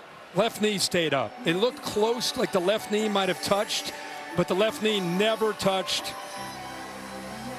Well, this is going to be some delayed pain for 109,000. Yeah, but everybody at home sees what we see. See that left knee never touched. Came close. Oh. And then the ball breaks the plane. Right there. Yeah, right there. Yep. The guy who scored 10 rushing touchdowns for Illinois a year ago. Transferred up here. 240 pounds joining this rotation, and a key part pounding away inside in the second half. McCray's like, that's a touchdown. I got it. I got in. Yeah, I got it. That's a touchdown. Both these teams still reviewing it as you would methodically in this situation. One more look. Yeah, the knee. After further review, it is a touchdown. Yeah. Game is over. And the Dogs do it again. Prolonging Volunteer misery in this head-to-head. What a battle. 41-38 in overtime.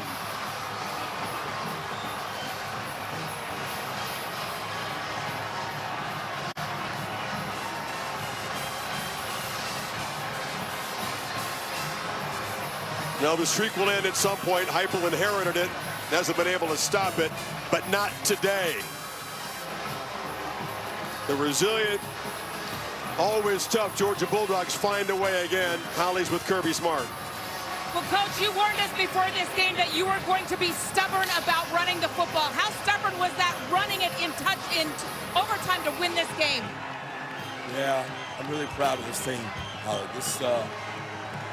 Tennessee deserved to win this game. We didn't play our best game. I got a lot of respect for the way they played, but these kids I got, man, they never quit. They never quit. A lot of naysayers out there about Gunner. I thought he played his tail off today. Didn't play real well defensively. Give Tennessee a lot of credit. Your offensive line, though, made a statement. You had to play tough physical offense and really push the ball downfield. How did you do that? Well, we believed in running the ball. We thought we could run the ball in the second half. We wanted to come out and run the ball. We had 2 drives in there that I wish we had back. We kind of didn't do anything with them. but we never quit. And defensively, we didn't play very good, but we never quit. And this guy right here never quit. I'm proud of this team. Proud of this team. Thank you, Coach. Gunner, first SEC road game, and it's a win. How satisfying is this? Oh, it's awesome. I mean, it's a great atmosphere here. It was loud. We came in and overcame some stuff. We didn't play the best we wanted, but at the end of the day, we won. So. How do you describe your running backs and the physicality of your line today? They win this game in overtime. Yeah, they're physical. There's multiple drives where we're running and they're imposing their will on them and just giving all they had, you know. But these are moments we practice for and dream of, so this is amazing. Thank you so much. 4th and 6 touchdown pass. Probably didn't happen without that play. 5 lean changes in the second half. Dogs prevail on Rocky Top. They got Bama after a bye. We send it to the studio. And Kevin Negandhi.